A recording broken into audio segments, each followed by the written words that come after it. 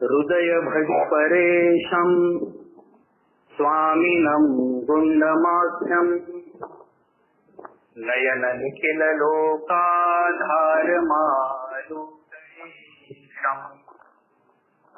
श्रवण शृणु नितान्तं पुण्यकीर्तिं महन्तं भवगद शमनं तं वाणी संवरणयाशु भवगद शमनं तं वाणी संवरणयाशु। श्री गोविंद प्रभु महाराज की जय।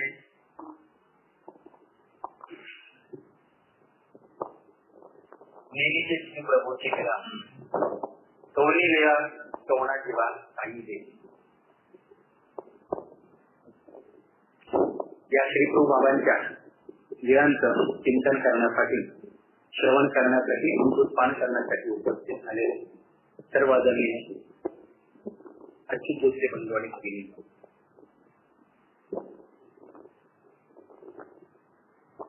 त्यांच्याकडे पाहून काही शास्त्राचं चिंतन करावं अशा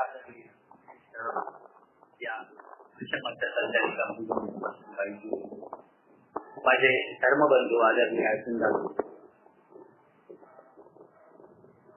फक्त मोठा माणूसच आपल्याला काही शिकवतो अशा प्रमाणे आपल्याला काही लहान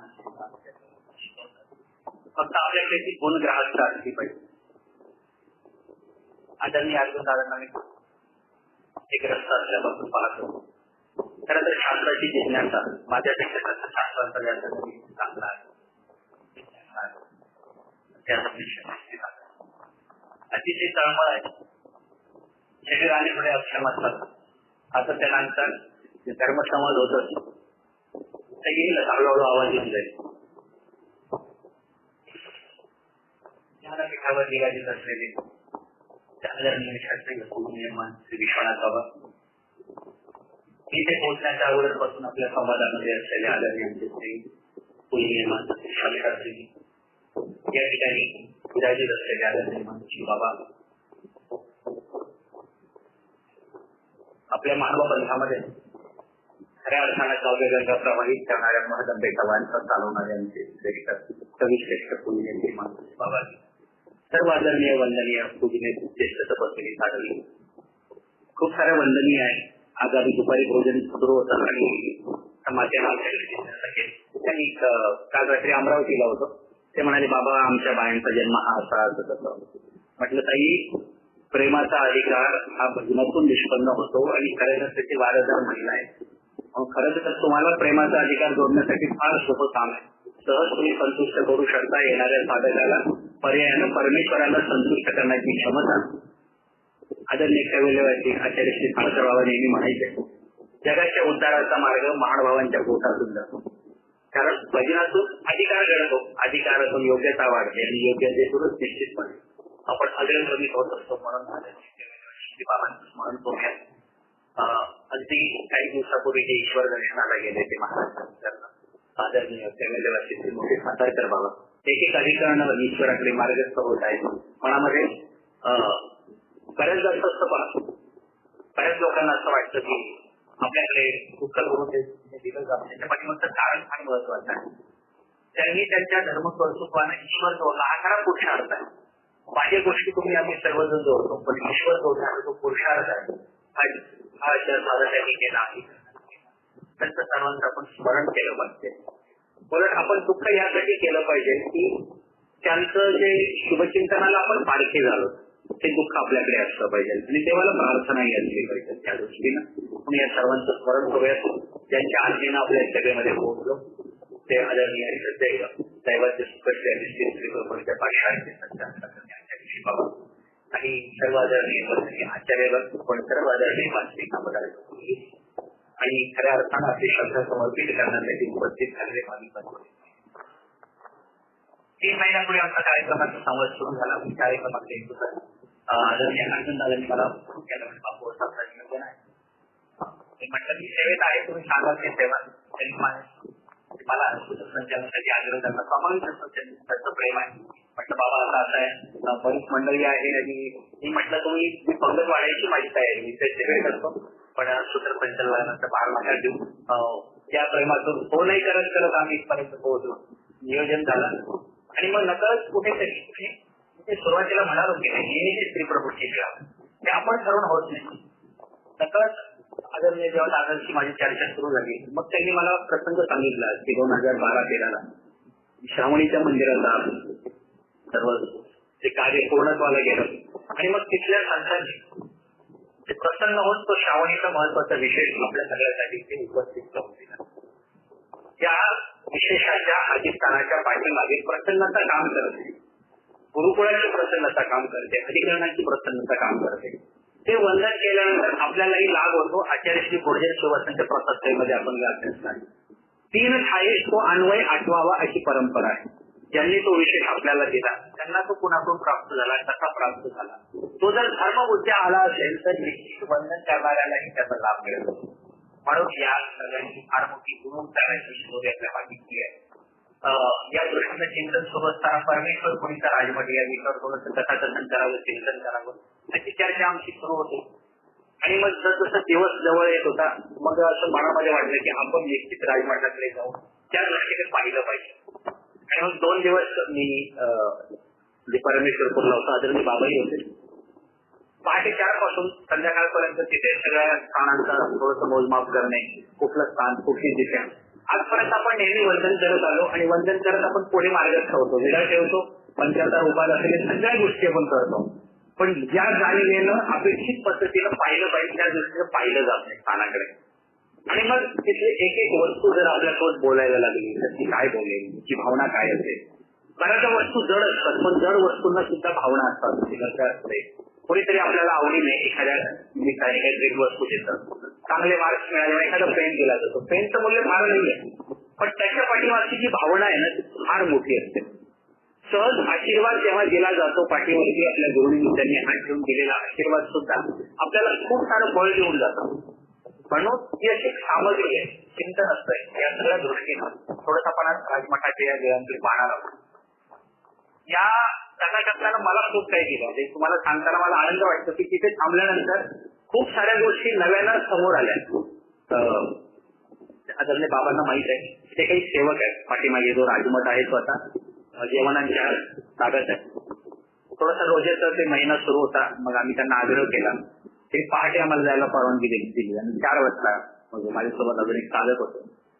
आम्हाला तिथलं सगळं ते म्हणजे मोजायचं होतं किती आपलं राजमठाचा भाग आतमध्ये आहे, किती उंचवाडाचा आतमध्ये आहे, कोणत्या दिशेला आबाई खाचा होता, कोणत्या दिशेला श्रीप्रभू बाबांचा ओव्हर असायचा, कुठे प्रभू बाबा बसायचे, नरसिंहाची मूर्ती नेमकं त्याचं स्वरूप काय असेल हे सगळं पाहताना जवळजवळ 2 तास आम्हाला तिथे बसायला मिळालं.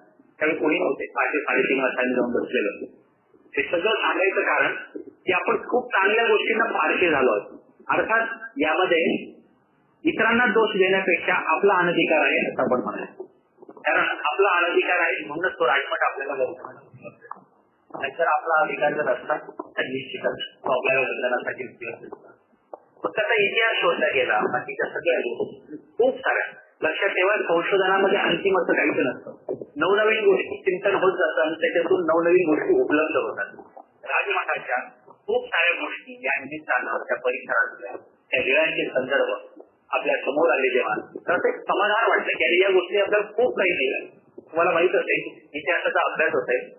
कोलंबस नावाचा संशोधक जेव्हा भारताचा शोध घेण्यासाठी निघाला त्याच्या जहाजावरती खूप सारे त्याचे सैनिक होते, खूप सारे लोक होते. बऱ्याच दिवसाचा प्रवास झाला परंतु भारताचं काही दर्शन होईना. इतर सगळे लोक त्याच्या विरोधात काम करायला लागले आणि त्यांनी शेवटी आता इथपर्यंत गोष्ट आली की आता जर उद्या जर भारताचं दर्शन झालं नाही तर आपण परतीचा प्रवास करायचा. या सगळ्यांचा विरोध पत्करून कोलंबसानं प्रवास चालूच ठेवला आणि मग त्यानंतर आपल्याला माहित आहे वेस्ट इंडिज बेटाचा शोध लागला आणि त्या बेटाला त्यांनी वेस्ट म्हणजे पश्चिमेकडचा भारताचा भाग असं नाव दिलं. एक संशोधनामधली एक ज्याला तन्मयता अशी असते की ते आपल्याला त्या जागेपर्यंत घेऊन जाते. तिथे कोपऱ्यामध्ये श्वानबाह्याची जी मडवली आहे. मला फार विशेष हे वाटायचं की श्वानबाह्य नेमकं काय असेल, काय हे असेल. मग काल आम्ही आदरणीय आचार्य श्री मोठे गोपीराज बाबा यांच्याकडे बसून जिज्ञासा केली.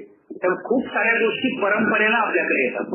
आपल्याला फक्त ग्रंथच आपल्याशी बोलतात असं नाही, तिथल्या वस्तू आपल्याशी बोलतात, संशोधनाची पानं आपल्याशी बोलतात. अनेक अधिकरणं ज्यांच्याकडे प्राचीन संदर्भ असतात, ही चालते बोलते विद्यापीठ असतात. योग असा पहा, काल योगायोगाने आम्ही तिथे पोहोचलो, पण काल 27 फेब्रुवारी मराठी भाषा दिन होता आणि सकाळच जिथे जीवचरित्राची निर्मिती झाली तिथे बसून आम्हाला विडावसरांनी स्मरण करताना, अभिषेक करताना एक फार आगळं वेगळं समाधान. त्याने या जागी माहीम भटांनी एक वेळेचं पान साकारलं गेलं आणि जीवचरित्रासारखा ग्रंथ तयार झाला. आज महानुभाव संप्रदायामध्ये 6,500 ग्रंथाचा प्रचंड मोठा जो गॅप निर्माण झाला, याची सुरुवात तिथे आहे. मग महत्त्वाच्या जवळची सुरुवात परमेश्वर पुराची, हे आपण ठरवून नाही होत, हे परमेश्वराकडून या गोष्टी नियोजित होतात आणि त्याच नियोजनात मी तिथे पोहोचलो. खूप सारे अनुभव बंधूंनो, हे मागचे 2 दिवस मला फार या दृष्टीनं माझ्यासाठी फार महत्वपूर्ण ठरले की खूप साऱ्या गोष्टी आत्मसात करत आल्या, पाहता आल्या. द्राविड देशीच्या ब्राह्मणाने पाहिलेलं भविष्य पुराण, त्यातले श्लोक, खूप सारे ग्रंथ मी रिद्धपूर वर्णन त्या निमित्ताने पाहिलं, रिद्धपूर महात्म्य पाहिलं, कविडिंबांचं. सातारा जिल्ह्यामध्ये नेर नावाचं गाव आहे, ते कविडिंब होते. त्या कविडिंबांच्या संकल्पनेतून रिद्धपूर महात्मा ग्रंथ तयार झाला. खूप साऱ्या गोष्टी श्रीप्रभू बाबांच्या पाऊलखुणा हेतुस्थळामध्ये या निमित्तानं पाहता आल्या आणि लक्षात आलं की या कथाकथनाच्या निमित्ताने मला खूप सारी सामग्री, एक समाधानाची. म्हणून एखादी गोष्ट अशी असते, घटना फार छोटी असते, पण ती प्राप्त झाल्यानंतर एक समाधान प्राप्त होऊन जातं. बस या एकाच गोष्टीमध्ये इतकं फार मोठं समाधान. पण छोटं उदाहरण सांगतो आणि आपण दुसऱ्या कथाकथनात येतो. तुम्हाला माहिती असेल, सर्वज्ञ श्री चक्रधर प्रभूंचं 3 त्रिकाल पूजा उत्सव व्हायची आणि या 3 त्रिकाल पूजा उत्सवासाठी पुष्पहार लागायचा आणि आदल्या दिवशी दररोज नागरे वाच्याने निधी वाचायला जायचे, फुलं घेऊन यायचे आणि मग ते पुष्पहार गुंफीत बैसले असते असं आपण पूजा उत्सवामध्ये दिलेले वाचतो. मला नेहमी प्रश्न असा पडायचा की नागदेवाचार्य पुष्पहार गुंफण्याची क्रिया किंवा ही कुशलता कुठे शिकली असतील, कारण ते तर वास्तविक ब्राह्मण होते, अभ्यास करत होते, बाकी सगळ्या गोष्टी होत्या. पण पंडित आपले आचार्य श्री नागदेव हे पुष्पहार गुंफण्याची कला यांनी कुठे आत्मसात केली असेल. मग स्मरण पाठाचा अभ्यास सुरू झाला तेव्हा लक्षात आलं, जेव्हा खडकुलीला आचार्य श्री नागदेव स्वामींच्या सन्निधानामध्ये होते तेव्हा तिथे एक माळी आहे, सर्पद्रष्ट माळिया रक्षिला अशा नावाची जेव्हा आपण वाचतो, स्मरण पाठामध्ये हा उल्लेख वाचायला मिळतो की त्या माळ्याकडून नागदेवाचार्य पुष्पहार त्या गुंफण्याची क्रिया त्यांनी आत्मसात केली, ती सेवा आत्मसात झाली आणि तिथून पुढे दररोज नागदेवाचार्य ती सेवा पूर्ण करत होते. एक छोटासा संदर्भ, पण तो जेव्हा आपल्याला मिळतो, प्राप्त होतो, एक समाधान आपल्याला वाटतं. आवडीचा पदार्थ पोटभर मिळाला की कसं एक तृप्तीचा ढेकर येतो, अगदी तसंच असा एक संदर्भ जरी आपल्याला समजत गेला, ब्रह्मविषय शास्त्र फार अथांग आहे, एक सूत्र अथांग आहे, एक हिरा अथांग आहे.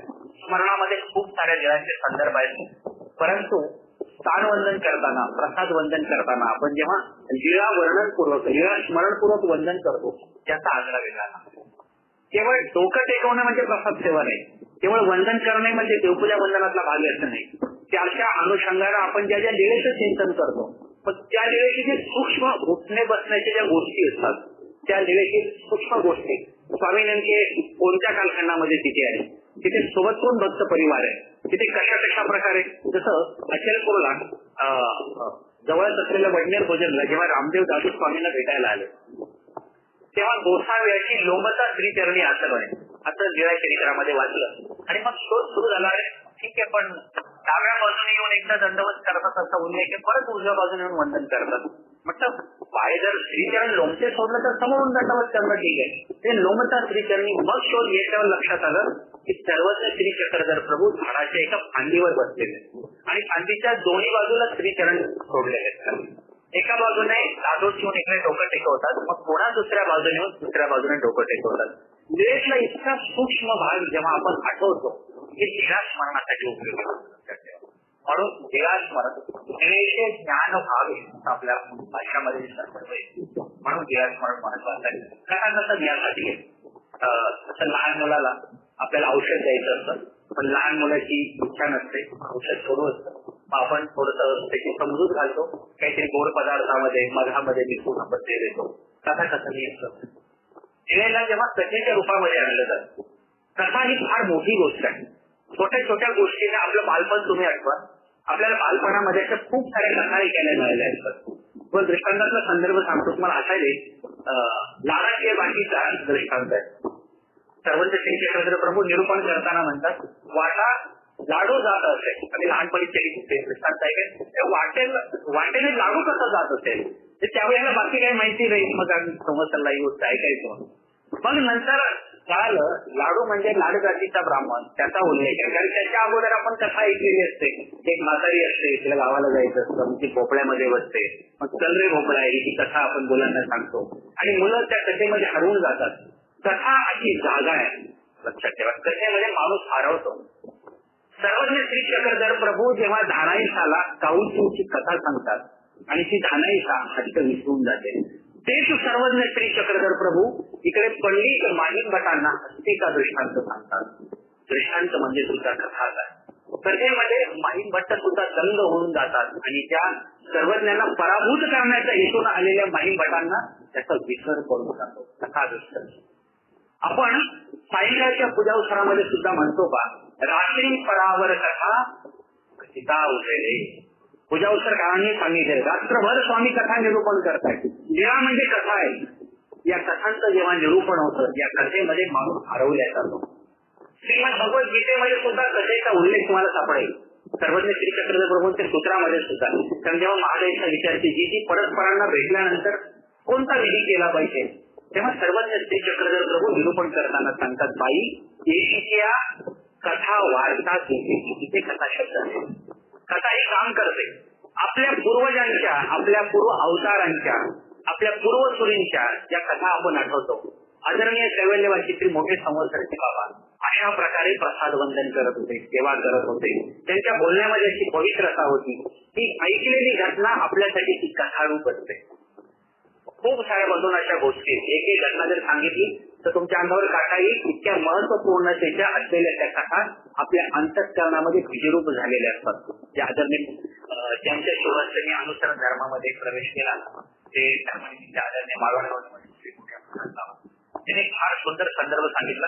ते म्हणाले, बेलापूरच्या श्री मोठे खामणेकर बाबांकडे आम्ही शास्त्र अभ्यास केला होता. आदरणीय कैवल्यवासी श्री पांढऱ्या बाबा, आदरणीय कैवल्यवासी श्री टेंभुरकर बाबा, ही सगळी मंडळी होती. तुम्ही त्यांना पाहिलं असेल, तुम्ही कुठे ऐकलं नसेल, म्हणून मी संदर्भ आवर्जून सांगतोय तुम्हाला. त्यांना काय काम करते ते म्हणाले, आम्ही तिथे शास्त्र अभ्यास आणि बाबांचा फार कटाक्ष असायचा की दररोज सकाळी एकदा दिवसातून पाळं व्हायचं. आम्ही सगळे म्हणाले तरुण होतो, सेवा करायचो, व्यापार करायचो. दिवसभराच्या 4 भाकरी आम्हाला एकदाच मिळायची सकाळी. म्हणजे दिवसभर जशी भूक लागेल तशी पाळं एकदाच होणार. तो इथं प्रगत होता मार्गामध्ये, एकच वेळ पचन व्हायचं. आता म्हणाले सरपंच फोडण्यामध्ये मी असायचो, सोबत राजाराज बाबा असायचे, टेंभुरकर बाबा. आम्ही तरुण होतो. 4 भाकरीमध्ये आमचं भागायचं. दिवसभर 4 भाकरी कमी पडायच्या. मग एक दिवस आम्ही पाळी करायला म्हटलो, जो पाळं करतो त्याला पाळीकर म्हणतात. म्हणाले त्याला म्हणालो आम्ही की आम्हाला एक एक भाकरी वाढून दे. तो म्हटला नाही, बाबांची आज्ञा आहे की 4च भाकरी मिळतील, भाकरी वाढून मिळणार नाही. मग म्हणाले वाढून भाकरी नाही द्यायची ना, मग या 4 पण नको, आम्ही परत 4 भाकरी त्याच्यामध्ये घेऊन गेल्या. आणि त्या दिवशी भाकरीच्या टोपल्यामध्ये आमच्या तिघांच्या 412 भाकरी परत महिला विभागामध्ये पाळ्यामध्ये परत गेल्या. मग महिलांनी बाबांकडे माहिती सांगितली, बाबा आज 12 भाकरी परत आल्या. बाबांनी पाळे करायला बोलवून घ्यायचं. आज भाकरी परत का आल्या, कोणी जेवलं नाही का? नाही म्हणाले, 3 जण आले होते आणि त्या तिघांनी असं सांगितलं की एक एक भाकरी आम्हाला वाढून द्या, आमचं 4 मध्ये भागत नाही. मग मी नाही म्हणालो. मग त्यांनी त्या भाकरी परत ठेवल्या आणि ते काय जेवले नाही. त्या दिवशी म्हणाले आमचे धर्मनिमित्त बाबाही जेवले नाही. जर माझे शिष्य जेवले नाही तर मी कसं जेवायचं? बाबाही त्या दिवशी जेवले नाही. संध्याकाळी म्हणाले आम्ही प्रसव मोडायला गेलो. ते पूजा झाली, पूजा उत्सव झाला आणि प्रसव मोडताना बाबांनी आम्हाला तिघांना बसून घेतला. मग बाबांनी विचारलं की तुम्ही आज पाळं परत का पाठवलं, का भाकरी घेतल्या नाही? मग आम्ही सांगितलं की 4 भाकरीमध्ये आम्ही तरुण भागत नाही, आम्ही इथे व्यापार करतो, त्याची भाकरी आम्हाला जास्तीची पाहिजे. ते सांगताना आदरणीय मावळवाच्या बाबांच्या डोळ्यामध्ये पाणी होतं. बाबा 4 भाकरीची गोष्ट नाही, मार्गासाठी 4 भाकरी. मी नियम तुमच्यासाठी बदलू शकत नाही, पण ही गोष्ट करू शकतो. मी माझ्या पायाच्या 4 भाकरीची एक भाकरी तुम्हाला देऊ शकतो. ते म्हणाले बाबांचे डोळ्यात पाणी होता. त्या दिवशी म्हणाले बाबांनी मग संध्याकाळी आमच्यासोबत पूजन केलं. मी तुम्हाला घटना एवढ्यासाठी सांगितली, प्रसंग एकदम छोटा असतो पण आपल्याला अंतःकरणापर्यंत जाऊन एखाद्या गुरुनिमित्ताचं आपल्या शिष्यावर किती प्रेम असावं. आणि पाहताना मला चित्रपूरचा श्री प्रभू बाबांचा उपवासाचा प्रसंग आला. कितीतरी गोष्टी म्हणून ऐकायला आपल्या तुमच्या सगळ्यांची अवतीभोवती असतील युट्यूब असतील, पण या छोट्या छोट्या कथा आपल्या जीवनाला एक प्रकारचा आधार देतात, एक प्रकारची पुष्टी देतात, एक प्रकारचं फळ देतात, आपल्याला गतिमान करतात. आणि म्हणून कथा आपल्याला घडवण्याचं काम करतात. आपली पिढी फार भाग्यवान आहे की आपल्या पिढीला आजोबा होते, आजी होत्या, त्यापासून आपल्याला कथा सांगायच्या. विभक्त कुटुंब पद्धती आहे आणि घरातले आजी आणि आजोबा या आश्रम शाळेमध्ये गेल्या, वृद्धाश्रमात गेल्या आणि घरातल्या नातवाला कथा सांगायला आजी. आज मोबाईल मुलांना द्यावा लागतो हातामध्ये आणि मग त्यातल्या त्या गोष्टी वेगळे पाच मुलांची वाढ होती. म्हणजे कथा फार महत्वाची आहे. कथेच्या भोवती आपलं जीवन फिरत असतं, म्हणून कथा समजून घेणं गरजेचं आहे. कथा कथांची एक शैली आहे, गोड करून घेण्यासाठी एक फार महत्वाचा एक संदर्भ सांगतो तुम्हाला फक्त, की त्या कथेबरोबर आपल्याला प्रवाहित होता आलं पाहिजे. अवतीभोवतीचा विसर पडला पाहिजे. तुम्ही जेव्हा इथे विसरून जाल की आपण इथे भुसावळमध्ये नाही आहोत, आपण प्रत्यक्ष श्री प्रभू बाबांच्या सन्मुख आहोत, श्री प्रभू बाबांच्या समोर आहोत.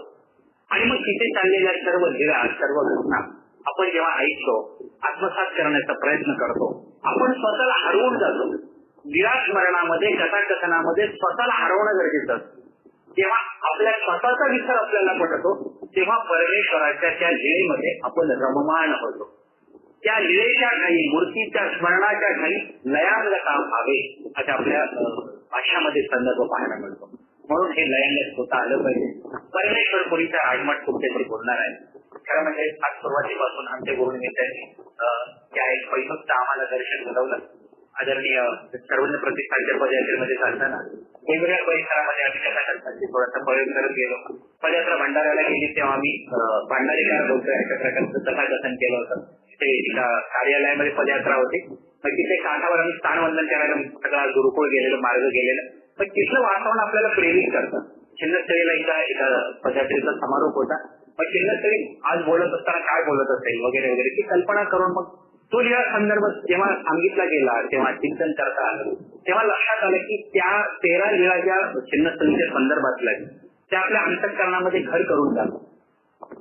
करांगोळी चिन्हसाहित्य भावीचे घ्यायचे, पटकन चिन्हस्थळीची लीळा आठवते. स्वामी किती आवडीने करांगोळीने ती ताकवताची भाजी रांधवणे लीळा आपल्याला आठवते. एक लीळा अशी असते, आपण त्याच्यामध्ये हरवून जातो. आता ते अगोदर न वाढवता आपण त्यांना जाऊया. फक्त थोडस तुम्हाला विनंती आहे, आपल्या अवतीभोवतीचा विसर पडला पाहिजे. मोबाईल थोडेसे बंद ठेवा, नाही तर बऱ्याचदा असं होतं तुमचा मोबाईल वाजतो, तुमचं लक्ष असतंच नाही असं नाही, पण आपल्या शेजाऱ्याचं अवधान विकेंद्रित होतं आणि नकळत आपण पुन्हा राजमठाकडून उठून पुन्हा भुसावळमध्ये असं होईल. म्हणून थोडस या दृष्टीनं आणि याचं कारण आहे बरं, आलिंगन आपल्याला त्रास देतात, हे नेहमी लक्षात ठेवायचे. आपण अडचणीत कुठे येतो माहितीये, आलिंगनामुळे अडचणीत येतो. आणि हे आलिंगन जर कमी करता जर आलं तर आपला प्रवास आध्यात्मिक दृष्टीचा फार सोपा होतो. तुम्ही कर्मराठीमध्ये असा अथवा दैवराठीमध्ये आलिंगन शारीरिक असू द्या अथवा मानसिक असू द्या. म्हणून अस्थीपरीमध्ये स्वामीजी निरालंबी म्हणतात, त्याचं कारणच आहे आलिंगनामुळे सगळ्यात मोठ्या अडचणी निर्माण होतात. म्हणून थोडंसं हे आलिंगन आपल्याला बाजूला करता आलं पाहिजे. ती भावना व्यक्त करतो. श्री प्रभूंचं स्मरण करत घोष करूयात. कारण आपल्याला सगळ्यांना माहित आहे, सर्वज्ञ श्री चक्रधर प्रभू असं म्हणतात आपल्या सूत्रामध्ये, ज्याच्या अंतःकरणामध्ये परमेश्वर सामावलेला आहे त्याच्या अंतःकरणामध्ये अनेक काही सामावलं आहे, आणि ज्याच्या अंतःकरणामध्ये अनेक सामावलेलं आहे तिथे परमेश्वर कोण येणार. म्हणून एक श्री प्रभूंचा अधिष्ठान आपल्या अंतःकरणामध्ये निर्माण झालं पाहिजे. या दृष्टीनं एक श्री प्रभूंचा उद्घोष करू आणि आपण आपल्या विषयांचे येऊयात. बरोबर 5 महिने एक तासामध्ये आपल्याला खरं म्हणजे श्री प्रभूंचा किती व्यापक प्रवास आहे. किती वर्ष श्री प्रभूंचं कार्य, 100 वर्ष किंवा 127 वर्ष. आता 127 वर्षाचा प्रवास एक तासाभरात कसं शक्य होईल मला सांगा. पण तरी देखील ज्या ज्या ठळक काही वेळा आहेत आपल्याला आपल्या साधन समृद्धीसाठी, साधनपर योग्यता आपली वाढवण्यासाठी ज्या ज्ञान महत्वपूर्ण चिंतन आपल्यासाठी गरजेचं आहे, त्या ज्ञानाचं आपण चिंतन करणार आहोत. श्री प्रभूंचा घोष करू आणि मग आपण आपल्या या कथाकथनाच्या परमेश्वरपुरीच्या राजमठाचं कथाकथन आहे. इथे राजमठ आपल्यासोबत बोलणार आहे. मी फक्त एक निमित्त मात्र आहे आणि हे नेहमी लक्षात ठेवा. काल मी सत्संगाला अमरावतीमध्ये होतो. काही माता आलेल्या त्यांच्या मनातले काही जिज्ञासा होत्या आणि ते निरूपण करताना आपण त्यांचे प्रश्नांची उत्तर त्यांना मिळून गेली. हे पण विषय काही ठरवलेला नव्हता. तर बाबा आमच्या मनात असं जिज्ञासा होती आणि उत्तर अगोदरच मिळून गेले, विचारायला काही संधीच मिळाली. जिथे अदृश्य काम करताना तिथे तुमचं आमचं बोलणं बंद होतं, लक्षात ठेवा. म्हणून सर्व व्यापार अदृष्टाकडे सुपूर्द करून आपण जर मोकळं झालो ना, आपोआप त्या कार्यामध्ये यश मिळतं. यशस्वीताही निश्चितच. जीवमती बाजूला घालून तिथे ईश्वरमतीनं केलेलं कुठलंही काम, ईश्वराज्ञेनं गुरु प्रसन्नतेनं केलेलं कुठलंही काम हे पूर्णत्वाला जातच जातं. म्हणून एका श्रीप्रभूंचा उद्घोष करू आणि परमेश्वर पुरीचा राजमठ या कला करताना श्री गोविंद प्रभू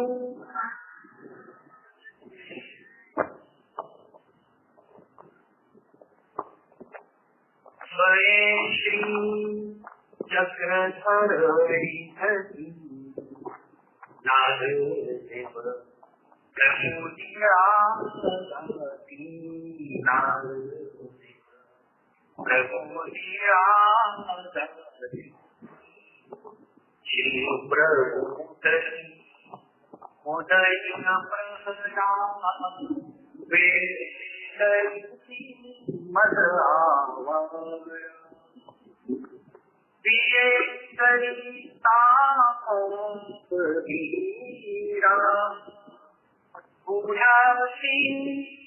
श्री चरणे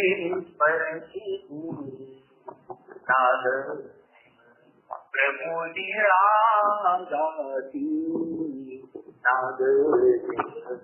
प्रमोदिया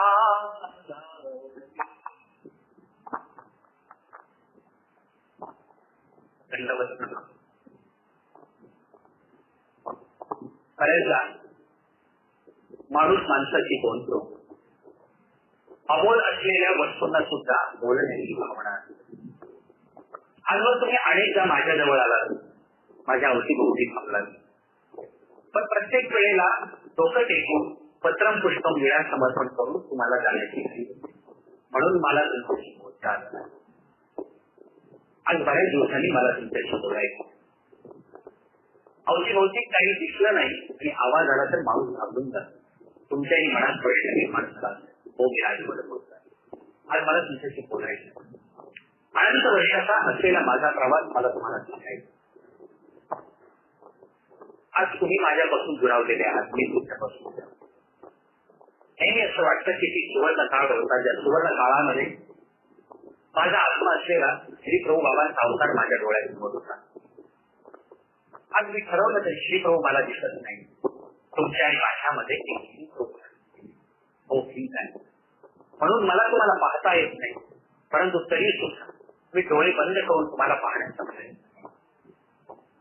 तुम्हाला आठवत असेल 1687 साली तुमचा आणि माझा विभाग झाला. मी कायमचा या परमार्गापासून दुरावलो गेलो. एका साधनवंताला पाहण्यासाठी मी उत्सुक असतो, परंतु मी दुरावलो गेलो. आज थोडे थोडके ते वर्ष ऐकून गेले. तो 1687 साली औरंगजेब नावाचा एक जेवण अधिकारी आला आणि त्यानं इथं आल्यानंतर या परमेश्वरपुरातील अनेक मूर्ती फोडण्याचा प्रयत्न केला. जेव्हा तो इथे येऊन बसला, इथे नरसिंहाच्या 2 मूर्ती होत्या. 2 मूर्तीला भंग करण्यासाठी त्यांनी शल्य आणि हातोडा हातामध्ये घेतला, पण त्या मूर्तीतून फिरिया निघू लागल्या आणि पटकन त्याच्या चेहऱ्यावरती आश्चर्यात्मकतेचा भाव निर्माण झाला आणि नकळत तो पटकन म्हणाला, इस मूर्ती में मेरा हल्ला बसता है, आणि हातातला शल्य हातोडा बाजूला ठेवला आणि तिथेच त्यांनी नमाज पडायला सुरुवात केली. तोच क्षण आहे. तुमच्यामध्ये आणि माझ्यामध्ये दुरावा निर्माण झाला. काही दिवस तो तिथे थांबला. नंतर त्याचा एक अधिकारी मोहम्मद शाह आला आणि त्यानं या मला जमीनदोस्त केलं आणि इथं एका मस्जिदीची निर्मिती झाली. हो मी राजमठ बोलतो. माझ्या प्रांगणामध्ये 2 मूर्ती होत्या, नरसिंहाच्या मूर्ती. नरसिंह मठ माझं नाव. फार फार पुरातन इतिहास आहे माझा, फार पुरातन आहे. त्रेता युगापासूनची निर्मिती या परमेश्वरपुराची निगडीत आहे.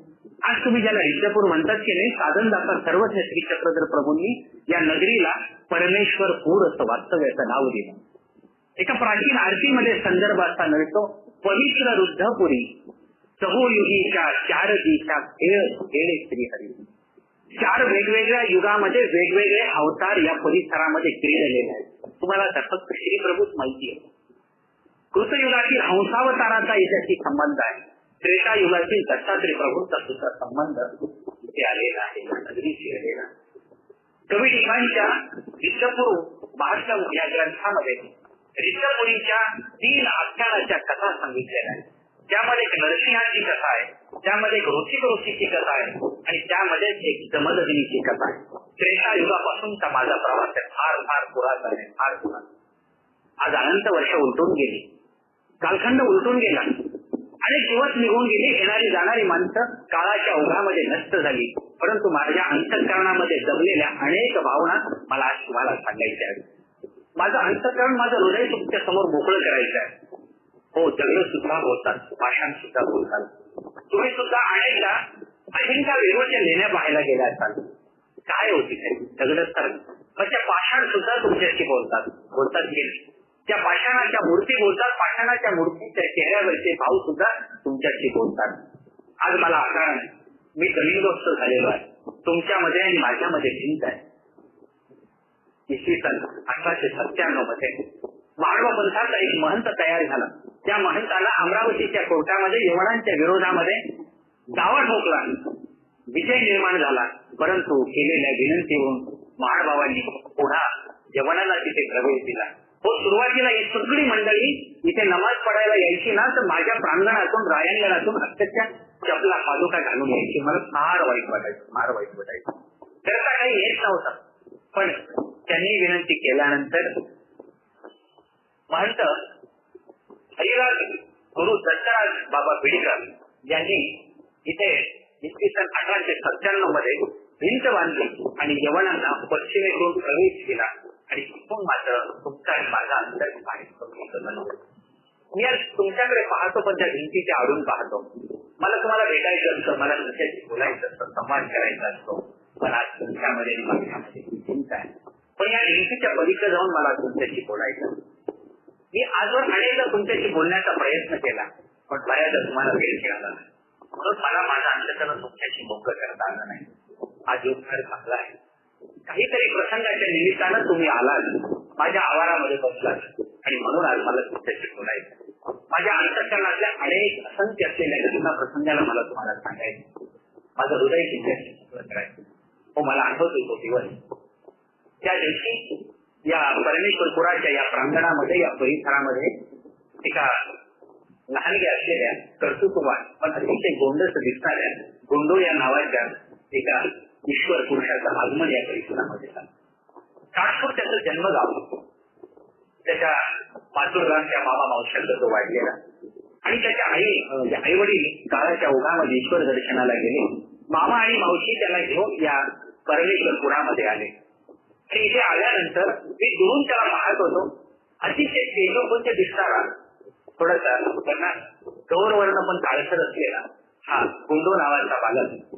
सर्व लोक पाहिल्यानंतर म्हणायचे गोंडो असामान्य पुरुष आहे, हा देवपुरुष होईल का असामान्य पुरुष होईल.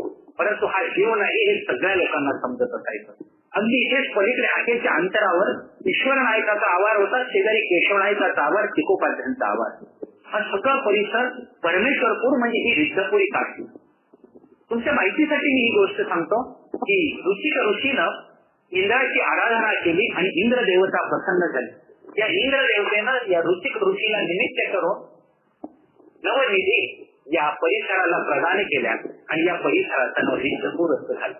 अनेक रीती आणि सिद्धी इथं वावरू लागल्या, लोकांच्या संसारामध्ये रमू लागल्या आणि लोकांचे संसार देखील तिथे आनंदाची होऊ लागले. असंख्य ऋषीगण या परिसरामध्ये असायचे. अगदी अगदी पलीकडे काही अंतरावर इथे जमदग्नीच्या त्या या ऋषीचा फार मोठा आश्रम होता, फार पुरातन होता. सकाळी उठल्यानंतर या परिसरामध्ये ब्रह्मवाचीचा उल्लेख व्हायचा, उच्चार व्हायचे, वेदध्वनीचा उपनिषदाचा उल्लेख व्हायचा आणि ते मंगलध्वनी ऐकले की मला सुद्धा पवित्रता आल्यासारखे वाटायचे. पलीकडे काही अंतरावर एक ओढा व्हायचा, ओढ्याला पाणी असायचं, अथांग पाणी असायचं. गावातील बाया बापड्या मला सकाळी पाणी भरण्यासाठी तिथे यायच्या आणि पाणी शेणताना, पाणी घेताना, कपडे धुताना त्या काही गीतं म्हणायच्या. आपल्या संसाराची दुःख एकमेकाला सांगण्यासाठी या महिला गीतांचा उपयोग करायच्या. त्यांच्या कुजबुजणाऱ्या गीतांचे आवाज माझ्या कानावर यायचे आणि त्यांच्या संसारातील अनेक गोष्टी मला हो, या परमेश्वरपुरीच्या नगरीमध्ये असे अनेक लोक नांदत होते, संसारामध्ये रमत होते. पण इथे असलेल्या या सर्व परिसरामध्ये जवळजवळ 27 पेठा होत्या. पलीकडे रांडवण हात होतात, त्याच्यात शेजारी असलेले वेगवेगळ्या सोवन हात, रांडवण हात अशा 27 पेठा होती. प्रचंड मोठी नगरी होती, प्रचंड मोठी नगरी. हजारो लोक तिथे राहत होते आणि या नगरीमध्ये आश्रय घेणारे अनेक विद्यार्थी होते. अगदी इथे पलीकडे ही दिसते नाही ते वेधशाळा होती. वेधशाळेमध्ये विद्यार्थी भल्या सकाळीच वेद ऋषांचं उच्चारण करायचे आणि त्या वेदांचं मंत्र पठन करायचे. हो, त्यांच्या आवाजानं मला सुद्धा समाधान वाटत राहायचं. एक दिवस होता, उठत होता आणि तिथे वेदांचा अध्ययन करण्यासाठी एक बालक आला, ज्याचं नाव कुंदवसा होता. तो आला. तिकोपाध्यायांच्या आवारामध्ये तिथे एक उडिवा होता. गायीच्या शेणांच्या गौरात रचण्यासाठी केलेला त्याला उडिवा असं म्हणतात. तिथे त्याला राहण्यासाठी जागा दिला. तो तिथे राहायचा, तिथे झोपायचा. पण अशाट प्रज्ञा होती त्याची, अतिशय अशाट प्रज्ञा. एक एक वेदांची ऋषा तो उच्चारायचा ना, जणू काही असं वाटायचं त्याच्या मुखातून ते अमृत असलेलं शब्द बाहेर पडतायत असं आम्हाला वाटून जायचं. अंगावर शहारे यायचे. मला असं वाटायचं त्याचा स्पर्श मला झाला पाहिजे, त्याची जवळीक मला मिळाली पाहिजे. पण तो मला कधी जवळ दिसत नव्हता. जरूर मी फक्त बघायचो आणि नकळत माझ्या अंतःकरणामध्ये एक दुःखाची भावना, माझ्या डोळ्यातील दुःखांच्या अश्रूंच्या माध्यमातून बघू लागायची.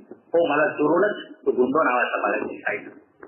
एक दिवस नकळत खूप लोक जमा झाली रात्रीच्या वेळेला आणि कुठेतरी आग लागल्याचा उल्लेख सुरू झाला. पेटलं काही, घर पेटलं म्हणाले आणि तिथे जाऊन जेव्हा पाहिलं तर लक्षात आलं की तिथे हा गुंडो नावाचा बालक झोपलेला होता आणि त्याच्या मूर्तीतून फार मोठा प्रकाश असा उंच दिसत होता.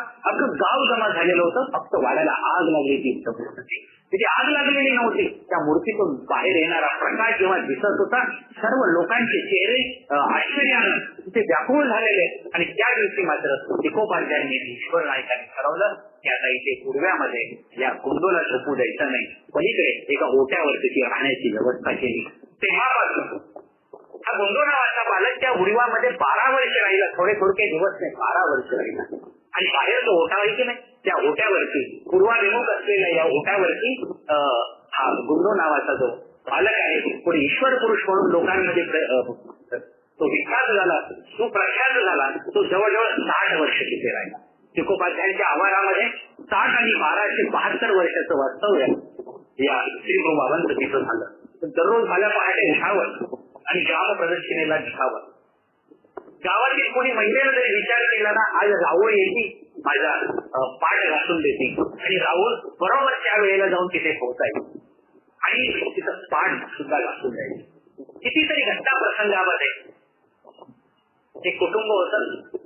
सासू आणि सुना एकत्रित राहत होत्या. सासू फार खाद्य होती. ती स्वतः जेवताना दुधासोबत जेवायची, पण सुनाला वाढताना मात्र आंबट घाट वाढायची. बोलता काही येत नसायचं, पण त्यांच्या चेहऱ्यावरचा भाव श्रीप्रभूंना नक्की समजायचा. एक दिवस त्या एका सुनेनं फक्त मनामध्ये कल्पना केली, राऊळ येते, आणि बरोबर दत्त म्हणून राऊळ उभे झाले. तुम्हाला आश्चर्याचा प्रसंग मी सांगतो की समोर सगळेजण जेवायला बसलेले, दुधाचं गाडगं शेजारी, ताकाचं गाडगं, सगळेजण जेवायला बसले. श्रीप्रभूंनी ते ताकाचं गाडगं उचललं, तिथे ताकाचं गाडगं बरोबर सासूच्या ताटामध्ये विसरलं. अहो मी जाय हे म्हणे, दररोज दूध खाते, आज जरा ताक खाऊन बघ. सुनेचा चेहरा हसत होता, पण सासू समोर हसण्याचं खेळत नव्हतं. आणि माझ्या आरोग्य असायचं काम करत होते. जणू काही आपला पिता भेटला, राऊळ माय, राऊळ बाब. श्री बाबांनी दुधाचं गरम दुधाचं असलेलं ते भांड, ते दूध आमच्या ताटामध्ये वाढून त्या सुनांच्या चेहऱ्यावरती आनंदाचा भाव निर्माण केला. प्रत्येकाच्या ओठावर एकच गोष्ट, 2 वाक्य त्यावेळी मला सर्वत्र ऐकायला मिळाली. जे अनुकूल होते ते म्हणायचे राऊळ माय, राऊळ बाप. प्रतिकूल असणारे म्हणायचे राऊळ वैरे, राऊळ. मला हे 2 वाक्य नेहमीच ऐकायला मिळायचे. आणि मग मी या 2 वाक्याची विसंगतीला कुठेतरी सुसंगतीमध्ये आणण्याचा प्रयत्न करायचो. राऊळ माय आहे, राऊळ बाप आहे, तर राऊळ वेडे कसे असतील, राऊळ दुसरे कसे असतील. पण यांच्या सर्व लीला जेव्हा मी पाहू लागलो तेव्हा लक्षात आलं की प्रत्येक घटनेमध्ये राऊळांची वेगळीच आहे. कारण सर्व लोकांना काही घुटण्या बसण्याचे काही नियम असतात. नियमांच्या जो पलीकडे जातो की नाही, समाज त्याला वेडा समजतो. हो, वेड्यासाठी काहीच नियम नसतात. वेडे सगळ्या नियमाच्या पलीकडे असतात. पण वेड्यांचं वेड हे त्यावेळेला लोकांना वेड वाटत असतं. पण हा वेडा असलेला माणूस इतिहास निर्माण करतो. वेडा असलेला माणूस लोकांच्या अंतःकरणामध्ये आदराचं स्थान निर्माण करतो. एक दिवस असा उलटा होता, काय सांगू तुम्हाला. एक माता आहे, एका मातेचं बालक, तो मित्र होता श्रीप्रभू बाबांचा. दोघं एकत्रित खेळायचे, एकत्रित नांदायचे, एकत्रित वावरायचे. दुर्दैवानं काही दिवस ताप आला आणि तापाच्या योगानं तो दामोदर नावाचा मुलगा तो सरला आणि लोक त्याच्या अंत्यविधीची तयारी सुरू केली. श्री प्रभू बाबा तिथे जाऊन पोहोचले आणि त्याला खेळण्यासाठी उठू लागले. सगळ्यांनी समजून घातली. श्री प्रभू बाबांना सांगितलं, म्हणाले तो कालच सरला आणि कुठे त्याला नेऊन पूर्ण तिथे जाऊन श्री प्रभू गेले, माती उकरून त्याला तिथून बाहेर काढलं आणि त्याला सचेतन केलं, त्याला जिवंत केलं. कृपा दृष्टीने अवलोकन करून मेलेल्या माणसाला जिवंत करणारा हा श्री प्रभूंचा अवतार. आणि त्या बालकाला मित्राला घेऊन त्याच्या आईकडे आले. आईला सांगितलं, तुझ्या बालकाला घेऊन आलेलो आहे, आता तू त्याला जवळ कर. पण आई मात्र घाबरली आणि आईने सांगितलं, त्याच्यापासून अंतर वाढवण्याचा प्रयत्न केला. पटकन शेजारी असलेली एक निपुत्रिक माता, त्या मातेला हे बालक दान दिलं गेलं आणि तेव्हापासून त्या मातेला पुढे स्तनपान देण्याचे भाव निर्माण झाला आणि त्या बालकाची वाढ कमी. तो पांगळा आहे त्याला पाय द्यावं, त्याला जो अंध आहे त्याला नेत्र द्यावे, त्याला दृष्टी द्यावी, जो थकलेला आहे गांजलेला आहे त्याला आधार द्यावा. आता श्री प्रभूंच्या संत केलेला महान होतो. मला नेहमी असं वाटायचं, या सगळ्यांना नेहमी दर्शन होतं, या सगळ्यांना स्पर्श मिळतो, मला कधी स्पर्श मिळेल. मी दुःखाने व्यापवून असायचे. आणि एक दिवस माझी अप्राप्ती उपयोगी आली. काही दिवसांनी कलियुगातील असलेला एक ईश्वर अवतार, त्याचं नाव हरिपाळ देव बदलून पुढे सर्वच श्री चक्रधर असं झालेलं होतं. हे नाव श्री गोविंद प्रभू बाबांनी त्यांचं नामकरण केलेलं होतं. पैठणला असलेल्या बाईसांच्या समवेत सर्वच श्री चक्रधर प्रभू जेव्हा आळंदीच्या माध्यमातून इकडे येताना दिसले, त्यावेळेला मी विनंती करू लागलो, हे प्रभू, राहुल जवळ अवतीभोवती खेळतात पण माझ्या अंगणामध्ये कधी येत नाही, त्याचा चरणस्पर्श मला कधी लाभेल. आज माझी प्रार्थना आहे, आज तुम्ही पण आलेला आहात, तुम्ही दोघांनी माझ्या प्रांगणात आलं पाहिजे. तुमचा चरणस्पर्श, तुमच्या दोघांचाही चरणस्पर्श मला लाभला पाहिजे. मी विनंती करू लागलो, मी तळमळ करू लागलो. माझ्या अंतःकरणाची मुखी असलेली भावना मी जाणली. घालून जातात सर्वच चक्रधर. दुसऱ्या दिवशी काही कापड विक्रेते या परिसरामध्ये आहेत. कापड विक्रेत्यांनी तेल रोटी तयार केलेली होती आणि माझ्या समोर रायंगणामध्ये एक विस्तीर्ण अशी उखळी होती. मोठा पाषाण होता, लांब रुंद होता आणि त्याला उखळी होती. खोलगट असलेल्या उखळीमध्ये तेल रोटी त्यांनी एकत्रित केली आणि श्री प्रभू बाबांची वाट पाहू लागले. पहिला क्षण आहे त्यावेळेला श्री प्रभू बाबांचा जवळ तो रायंगणाचा प्रवेश पाहत होतो. माझ्या अनेक नेत्रानं पाहत होतो. श्री प्रभू बाबा समोर आले आणि तेथील तेल रोटी गावी तुमची करू लागले. एक एक घास घ्यायचे, चावायचे, फुंकायचे, प्रसाद देत असायचे. हा सर्व क्रीडा मी पाहत होतो. श्री प्रभू बाबा उठले आणि उंच म्हणाला सौभे घालून, तेव्हा थोडस अंतरावर गेले, तेवढ्याच सर्वच श्री चक्रधर प्रभू तिथे आले. मी अप्राप्ती एका अवतारासाठी भावत होतो, पण योग अप्राप्तीने मला 2 अवतार प्राप्ती झाले आणि सर्वच श्री चक्रधर प्रभू सुद्धा तिथे आले. अतिशय गौरवर्ण असलेलं, त्यांचं चांपे गौर असलेलं त्यांचं देह मी पाहिलं. शरीर एकटी पाहिली, कमरेला एक फक्त वस्त्र गुंडाळलेलं, एक वस्त्र श्रीमोठी, एक वस्त्र कटी प्रदेशी असलेले सर्व श्री चक्रधर प्रभू तिथे आले. त्यांची अतिशय बरवी सुंदर दिसणारी मूर्ती त्या ताट्यांनी पाहिली आणि पाहता क्षणीच त्या उखळीमध्ये त्यांनी तूप रोटी अर्पण करायला सुरुवात केली. पण त्या सर्व श्री चक्रधर प्रभू म्हणतात तसे हे याची योग्य नव्हे, तूप रोटीसाठी आम्ही योग्य नव्हे, तूप रोटीसाठी श्री प्रभू बाबा योग्य होते. आणि ही गोष्ट ते बाकी श्री प्रभू बाबांनी ऐकलं आणि त्यांचा चेहराच बदलून गेला. प्रसन्न असलेल्या चेहऱ्यावर क्रोधाचा भाव दिसू लागला आणि नकळत धावत धावत श्री प्रभू समोर आले आणि तिथे असलेली सूत पडविण्याची मोगरी हातामध्ये घेतली आणि अहो मेलाचा विधीच करताय म्हणे, माझं श्रेष्ठत्व तू व्यक्त करतोय असं समजून त्या मोगरीने सर्व श्री चक्रधर प्रभूंच्या वृत्ती विभागली बुधबुध करी 2-3 खाय दिलेले. कोपऱ्यामध्ये उभी होती दाबूबाई अर्थात बाईसा. ती घाबरून उठली, पटकन ती म्हणते कशी, थोरल्या बाबाने धाकुट्या बाबाचे मारले. सर्वज्ञ म्हणतात बाई राहा. ती श्री प्रभू बाबांची केळी दिला आणि मग ती आली तिथे थांबली आणि श्री प्रभू बाबांचा तो प्रसाद सर्व श्री चक्रधर प्रभू वाटवायचे. माझ्या जीवनातला मधून हा सोन्यासारखा प्रसंग मी तुम्हाला यासाठी सांगितला. मी एका अवताराची तळमळ करत होतो भेटीसाठी, 2 अवतारांचं सानिध्य मला मिळालं. माझा बोल मी तुम्हाला सांगतो, माझा जन्म फार प्राचीन होता. युगामध्ये फक्त प्रल्हादाचा कैवार घेण्यासाठी नरसिंह एक अवतरला आणि त्याने हिरण्यकश्यपाचा वध केला. तयाचा क्रोध चराचर, जयाच्या क्रोधाची चराचर विश्वन पुरे असं असलेलं त्या हिरण्यकश्यपाच्या वधाच्या निमित्तानं त्या नरसिंहाचं असलेली भावना. नरसिंहाची देवता प्रगटली आणि हिरण्यकश्यपाचा वध करत असताना त्याचे दोन्ही हात रक्ताने माखले होते. ते कर शुद्ध करावं यासाठी तो जागा शोधत होता. संपूर्ण भारत देश हिंदनला, हिंदुस्थान पालथा घातला, पण अंतःकरणाचा क्रोध शांत होत नव्हता. तो येऊन पोहोचला परमेश्वर गुणावर. पलीकडे एक तळ होतं आणि त्या हाकेच्या अंतरावर आपले रक्ताने मारलेले दोन्ही हात त्याने स्वच्छ केले आणि त्याच्या अंतःकरणातला दाह निवडला आणि त्याच्या निमित्तानं ते माझी गुरुची झाली. नरसिंहाची मूर्ती या प्रांगणामध्ये स्थापित झाली. ज्याला नरसिंहमठ म्हटलं गेलं तो मी राजमठ हा त्रेतायुगापासून प्राचीन असलेला माझा खूप सारे दिवस असे. माझ्या पलीकडे माझा एक मोठा भाऊ होता. तो माझ्यापेक्षा फार उंच होता म्हणून त्याला लोक उंच मड असं म्हणायचे. पण तो माझ्यापेक्षा उंच होता. पण त्याच्या गाभाऱ्यामध्ये केशवाची मूर्ती होती. केशिया नावाचा एक दैत्य होता. त्या केशिया नावाच्या दैत्याचा वध करण्यासाठी विष्णू देवता प्रगटली. त्या विष्णू देवतेनं केशियाचा वध केला आणि त्या विष्णू देवतेची मूर्ती लोकांनी तिथे स्थापित केली. म्हणून त्याला केशियाचा वध केला म्हणून केशव मूर्तीचा मड केशव मड किंवा उंच मड असं म्हटलं जात होतं. तो माझ्यापेक्षा मोठा होता, उंच होता. त्याला सुद्धा आतमध्ये 16 खांब होते आणि समोर पटीशाळेचे 8 खांब होते. 24 खांबावर उभारलेला असलेला उंच मड. त्याच्या दोन्ही बाजूला, एका बाजूला भैरव मूर्ती होती आणि उजव्या हाताला दुसरी असलेली महालक्ष्मीची मूर्ती होती. 2 मूर्ती एकमेकांच्या समोर बघायच्या आणि त्या मूर्तीच्या म्हणजे मधोमध घंटा टांगलेली असायची. श्री प्रभू बाबा तेव्हा त्या दिवसापासून दररोज माझ्याकडे येऊ लागले, प्रांगणात यायचे. कधी घंटा वाजवायचे, तिथे बसायचे, कधी कीर्तन ऐकायचे, कधी निरूपण ऐकायचे. त्या प्रांगणामध्ये गावातील सर्व बाया बापड्या आलेल्या असायच्या. कधी कीर्तन व्हायचं, कधी नृत्य व्हायचं. ते पाहण्यासाठी श्री प्रभू बाबा येऊन तिथे बसायचे. मला फार फार आनंद वाटायचा. श्री प्रभूंचं साहित्य मला मिळायचं. पण दररोज श्री प्रभू बाबा विश्रांतीला तिकडे जायचे असं वाटायचं. कधी माझं भाग्य उगवेल आणि श्री प्रभू बाबा माझ्या मनामध्ये येऊन इथे येऊन विश्रांती करतील, अशा प्रकारची माझी भावना. बरेच दिवस उलटत होते. एक असा प्रसंग घडत होता.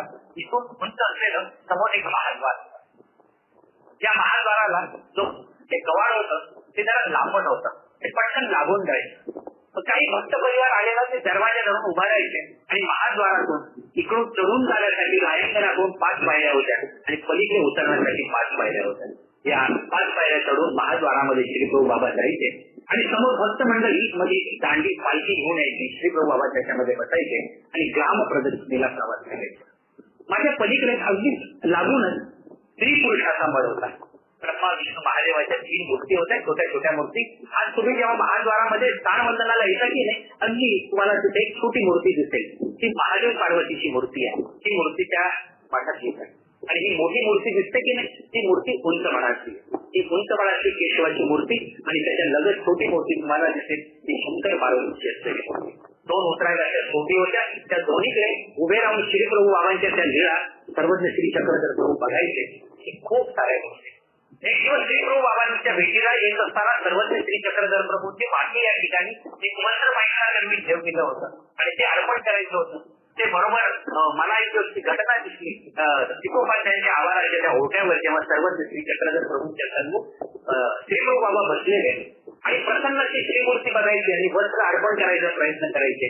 पण श्री प्रभू बाबा पुन्हा एकदा नकार द्यायचे. अहो मेला जाई उगी उगी म्हणे आणि मग ते वस्त्र त्याचा अवघेड करायचे. मी तो प्रसंग पाहत होतो. एक दिवस उलटून गेला, 2 दिवस. तिसऱ्या दिवशी प्रसन्न श्रीमूर्ती पाहिली आणि मग बाईसाठी ते वस्त्र स्वामींनी खुणावलं. बाईचा वस्त्र घेऊन समोर आल्या. वस्त्राच्या निर्या करून 16 हात असलेलं वस्त्र श्री प्रभू बाबांच्या सन्मुख केलं आणि त्या दिवशी प्रसन्न असलेल्या श्री प्रभू बाबांनी ती बाईचा गर्भी वस्त्र पूजेचा स्वीकार केला. तो याच प्रांगणामध्ये शिकोपाध्यायांच्या आव्हानामध्ये कितीतरी वेळा सांगू शकतो, कितीतरी घटना सांगेल मी तुम्हाला, कितीतरी प्रसंग. सुख प्राप्तीच्या, दुःख निवृत्तीच्या अशा अनेक लीला माझ्या प्रांगणामध्ये. एक दिवस फार आगळेवेगळी गोष्ट घडली. महादेवीच्या नावाची एक माता सर्वज्ञ श्री चक्रधर प्रभूंच्या सन्निधानात नित्य आली. दररोज सकाळी एकावानी रांगोळ्या काढाव्यात आणि परिसर स्वच्छ करावा. होती दादोसांसोबत इथे आलेली. दररोज मला पहाटे उठायची, 3 वाजता उठायची आणि महाद्वाराच्या समोर ती रांगोळ्या काढायचा प्रयत्न करायची. सूर्योदयाच्या वेळेला श्री प्रभू बाबा उठायचे. सीमेला निघायचे आणि त्या दिशेनं रांगोळ्या नसेल त्या दिशेनं श्रीप्रभू बाबा बाहेर गेले. तिला फार वाईट वाटायचं. मला पहाटे उठून मी एवढी सेवा करते पण माझी सेवा माझ्या रांगोळीला स्पर्श होत नाही. ती दुःख करायची, तिच्या डोळ्यातले पाणी मला सहन व्हायचं नाही की ती दुःख करायची. एक दिवस मात्र ती भल्या पहाटे उठली. रात्रभर जागून ते परिसर सगळं स्वच्छ केला आणि महाद्वाराच्या चारही दिशेला तिने सडा संमार्जन केलं, रांगोळ्या काढल्या. आता सूर्योदय होत होता. सूर्यप्रकाशाच्या साक्षीनं श्रीप्रभू बाबा बाहेर आले. त्यांचा हात नकळ नागदेवाने हातामध्ये धरलेला आणि श्रीप्रभू बाबा डाव्या बाजूला पाहावं तर इकडे सुद्धा महाकायच्या रांगोळ्या काढलेल्या, उजव्या बाजूकडे पाहावं तर इकडे रांगोळ्या काढल्या. आणि त्या दिवशी मात्र श्रीप्रभू बाबा गगनाची वाट पाहत काही माझं सज्ज करू लागले आणि त्या दिवशी पहिल्यांदा महादाईच्या रांगोळीला स्पर्श झाला. महादाईचा नावाची माझा उठता तुझी कृक करू लागली. प्रभू अनंत सृष्टी या क्षणाची वाट पाहत होते रे, मी याच प्रसंगाची वाट पाहत होते. आज पहिल्यांदा तुझा चरणस्पर्श या रांगोळीला झाला आणि तिच्या अंतःकरणामध्ये खऱ्या अर्थानं अश्रूंचा बांध मोकळा करून ती बोक्षाबोक्षी रडायला लागली. त्या एकाच प्रसंगाची वाट पाहणारी महादाई झाली. एक भक्त मला असाच्या प्रांगणामध्ये भेटत होता. नागदेवाची आई आलेली, तिचं नाव आबाई छान. हात थोडा मोडलेला होता, वाकडा होता आणि श्रीप्रभू बाबा तिला थोडी म्हणायची. माझ्या प्रांगणामध्ये इथे कोपऱ्यामध्ये तिचा एक ओटा होता, त्या ओट्यावरती बसायची, ती सेवा करायची. श्रीप्रभू बाबा कोणाचंही ऐकायची, पण म्हणजे ऐकायचे नाही, पण तिचं मात्र ऐकायची. काय असेल काय माहिती, असं काय योग ती घेऊन आली होती काही कळलं नाही. पण आबाईचं दिसायला साधी होती, साधी राणी, परंतु ती सुद्धा श्रीप्रभू बाबांवर नितांत प्रेम करायची. तिने श्रीकाळ पूजा उत्सव करायची, प्रत्येक पदार्थाची काळजी घ्यायची. आपल्या मुलासारखं श्रीप्रभू बाबांवर शिकवायचं, प्रत्येक गोष्टी काळजी घेत असायची. श्रीप्रभू बाबांचा एक दिवस उदरव्याधीची प्रवृत्ती सुरुवात झाली. पोट दुखू लागलं म्हणून महादाईचं श्रीप्रभूंची सेवा करायला तयार झाली. श्रीप्रभू बाबांनी सांगितलं, अहो मेली जाय वाजिया नवसी म्हणे. पलीकडच्या बाजूला काही अंतरावर सरस्वतीचं मंदिर होतं, तिचं नाव वागेश्वरी होतं. पुढे पुढे ते वाजेश्वरी आलं नाव झालं. त्या वाजेश्वरीला सरस्वतीची मूर्ती होती, तिथे नवस करायला सांगितलं. अहो मेली जाय वाजिया नवसी म्हणे, तिथपुरी रांधावी म्हणे, तिथं अर्पावी म्हणे आणि ती अर्पण केल्यानंतर उदरव्यथा राहील. ज्या देवानं जगाच्या सर्व प्रकारच्या दुःखाचं दैन्याचं निदान करावं, तो देव दुःखाची उदरगतीची ती प्रवृत्ती स्वीकारत होता आणि त्या निमित्तानं आबाईसाला तिथे क्रिया करायला लावत होता. एक दिवस असं झालं की आबाईसा सायंकाळच्या पूजावसराच्या वेळी त्याला असा सूर्य अस्ताला चाललेल्या सूर्याच्या साक्षीला पूजावसराची तयारी झाली. समोर आता पूजावसराची सर्व ऐकी झाली आणि आबाईसा स्वतःच्या कपड्याकडे पाहू लागली. कसा पूजावसर करावा, अंगावरचे वस्त्र काढलेले आणि पूजावसराला गावाचे प्रतिष्ठित लोक यायचे. फाटलेल्या वस्त्रानं लोकांना समोर कसं जावं, कसं पूजावसर करावा आणि म्हणून ती आतमध्ये काही वस्त्र शोधू लागली. कोपऱ्यामध्ये तिला एक फाटलं असलेलं जुनं वस्त्र दिसलं, जे महादाईला अर्पण केलेलं होतं. तिला असं वाटलं हे वस्त्र श्रीप्रभू बाबाचा उपयोगी आणत नाही, हे वस्त्र आपण परिधान करावं पूजावसराला. फक्त आतमध्ये गेली आणि तिने ते वस्त्र परिधान करून ती पूजावसरासाठी आता समोर आली. सर्व प्रतिष्ठित लोक बसलेले, कोपऱ्यामध्ये महादाईला उभी होती. श्रीप्रभू बाबा ते माझ्या ओट्यावर बसलेले. तिने खरतर हातानं गंध घेतला. गंध श्रीप्रभू बाबांच्या भारतस्थळाला लावताना महादाईचा तिच्या त्या आबाईकडे मोठे डोळे करून पाहत होते. पूजावसराला सुरुवात झाली. आरती ओवाळताना आबाईच्या डोळ्यामध्ये पाणी जेव्हा पाहिलं, पटकन पूजावसर संपला, पण बाजूला येऊन महादाईकडे त्यावर हात केला. अहो आई, हे तर वस्त्र मी श्रीप्रभूशी अर्पण केले, हे वस्त्र तू कागा नेसलीशी. आबाईने सांगितलं, आई हे वस्त्र श्रीप्रभू आता वेळत नाही, आता हे तसंच पडून होतं म्हणून मी घातलं नाही. म्हणाले हे तू जी घातलं की नाही, हे जाटिया होईल, हे पाटिया मुसळ्या त्या म्हणजे मुसळाला त्याचे गवसणी होती, तू कशाला परिधान केलं. आणि आता मात्र आबाईचा दुःख करू लागले. सायंकाळचं भोजनाचं ताट समोर आलं. श्रीप्रभू बाबा स्वतःशी बोलू लागले, अहो मेली जाय सोनोरी जावे म्हणे, नानोरी जावे म्हणे, 2 वस्त्र घ्यावे म्हणे. तासाभरानं शतपदी वेळे करताना पुन्हा तोच शब्द, सोनोरी जावे म्हणे, नानोरी जावे म्हणे, 2 वस्त्र घ्यावे म्हणे. कुणालाच काही संदर्भ समजेना. पटकन नागदेवानं सांगितलं, माईंबटो गोसावी काहीतरी आज्ञा करतात. माईंबट समोर आले, हात जोडले, जीजी काही आज्ञा निरूप आली. आणि मग श्रीप्रभू बाबांची आज्ञा लक्षात आणून दिली. 2 वस्त्र आणायचे. दुसऱ्या दिवशी पहिल्या सकाळी माईभट उठले आणि बाजारात जाऊन 2 उत्तम प्रकारचे वस्त्र घेऊन आले. पुन्हा दुसऱ्या दिवशी सूर्यास्ताची वेळ झाली, पूजा उत्तराची तयारी. श्रीप्रभू बाबा ओट्यावर बसलेले. माझा तो समोरचा ओटा वायव्य कोणाच्या त्या ओट्यावर बसले आणि आवाईच्या समोर आली. ते वस्त्र श्रीप्रभू बाबांनी हातामध्ये घेतलं आणि पटकन विचारताय, अहो मेली जाई, थोडी काही मेली म्हणे, बोलावून घ्या तिला. आणि तिच्या अंगावर ते नवीन वस्त्र तिच्या सन्मुख केले. वस्त्राचा एक श्रेला आवाईच्या खांद्यावर टाकला आणि श्रीप्रभू बाबा म्हणतात, अहो मेली जाय, वरमाई सागता, वरमाई सारखी दिसते. आवाईच्या डोळ्यामध्ये अश्रूंच्या धारा सुरू झाल्या. सरसरल्या हात जोडताना ती म्हणते, जीजी हे वस्त्र माझं काहीच आहे. गोसावीची माझे अंथरूण, गोसावीची माझे पांघरूण. तुम्ही माझे अंथरूण आहात, तुम्ही माझे पांघरूण आहात. नागरिक आचार्य बोलू लागले. तर भक्तांना उद्देश, तुम्हाला असं वाटेल वस्त्र मी घेतलं, वस्त्र मी नाही घेतलं. श्री प्रभू बाबांनी आज्ञेनं ते बाई भटांनी वस्त्र आणायला लावलेलं आहे. आणि श्री प्रभूंची किती तरी घटना मला म्हणजे श्री प्रभू बाबांचं मातृत्व, श्री प्रभू बाबांचं पितृत्व. एकदा एक तर माता आली आणि ती दुःखीत चालत करणारा रडत रडत आली. आळंदीच्या बाजून आलेली सावळापूरच्या दिशेनं तरुण असलेली ती स्त्री माहेरच्या शोधामध्ये आलेली. पाठीमागून तिचा पती येत होता आणि श्री प्रभू बाबा स्वतःशीच या उंचवणाच्या 7 पायऱ्याच्या एका सोंडीवर बसून म्हणत होते, लेकी येईल म्हणे, नानाजी म्हणे, पोटावी म्हणे, जावे येईल, लेकीसाठी चीर सोळी घ्यावे म्हणे, जावयासाठी धोतर घ्यावे म्हणे. कोणाला समजे ना, श्री प्रभू बाबांचा विवाह झालेला आहे, त्यांना लेख कुठून झाले असते, त्यांना जावई कुठून आले असते, सगळेजण शोध घेऊ लागले. आणि थोड्या वेळानं झालं आश्चर्य असं की स्त्री जेव्हा समोर आली, श्री प्रभू बाबा सुद्धा पुढे प्रांगणामध्ये उभे राहिले आणि श्री प्रभू बाबांनी आपले दोन्ही श्रीकर खायला आलेली ती माता खांद्यावरती डोकं ठेवून ओक्साबोक्षी रडायला लागली. एखादी मुलगी आपल्या शिष्याच्या खुशीत शिरून दुःख व्यक्त करावे की नाही, अशा प्रकारे श्री प्रभू बाबा तिच्या पाठीवर जावयाला सुद्धा पाहत असताना त्याची उठबस सुरू केली. मठाच्या लोकांनी जावयाची सुद्धा उठबस उत्तम प्रकारे करावी ही श्री प्रभू बाबांची इच्छा. लेकीला वस्त्र घेतले, जावयाला सुद्धा वस्त्र घेतले. दोघांनाही 4-5 दिवसाचा सुरुवात केला आणि त्यांना मार्गस्थ केलं. कोणाला ज्याची ज्याची जी जी कमतरता आहे ती श्री प्रभूंनी पूर्ण करावी अशा प्रकारची सुखाची दिवस. एक एक दिवस, एक एक घटना मी तुम्हाला सांगताना माझ्या डोळ्यामध्ये अश्रू निर्माण होतात यासाठी की श्री प्रभू बाबांना मी फार जवळून पाहिलेलं आहे, अडवलेले श्री प्रभू बाबांना. एक दिवस गावाची काही प्रांगणातील महाजन मंडळी एकत्रित आली आणि नवरात्रीचा दिवस जवळ आलेला.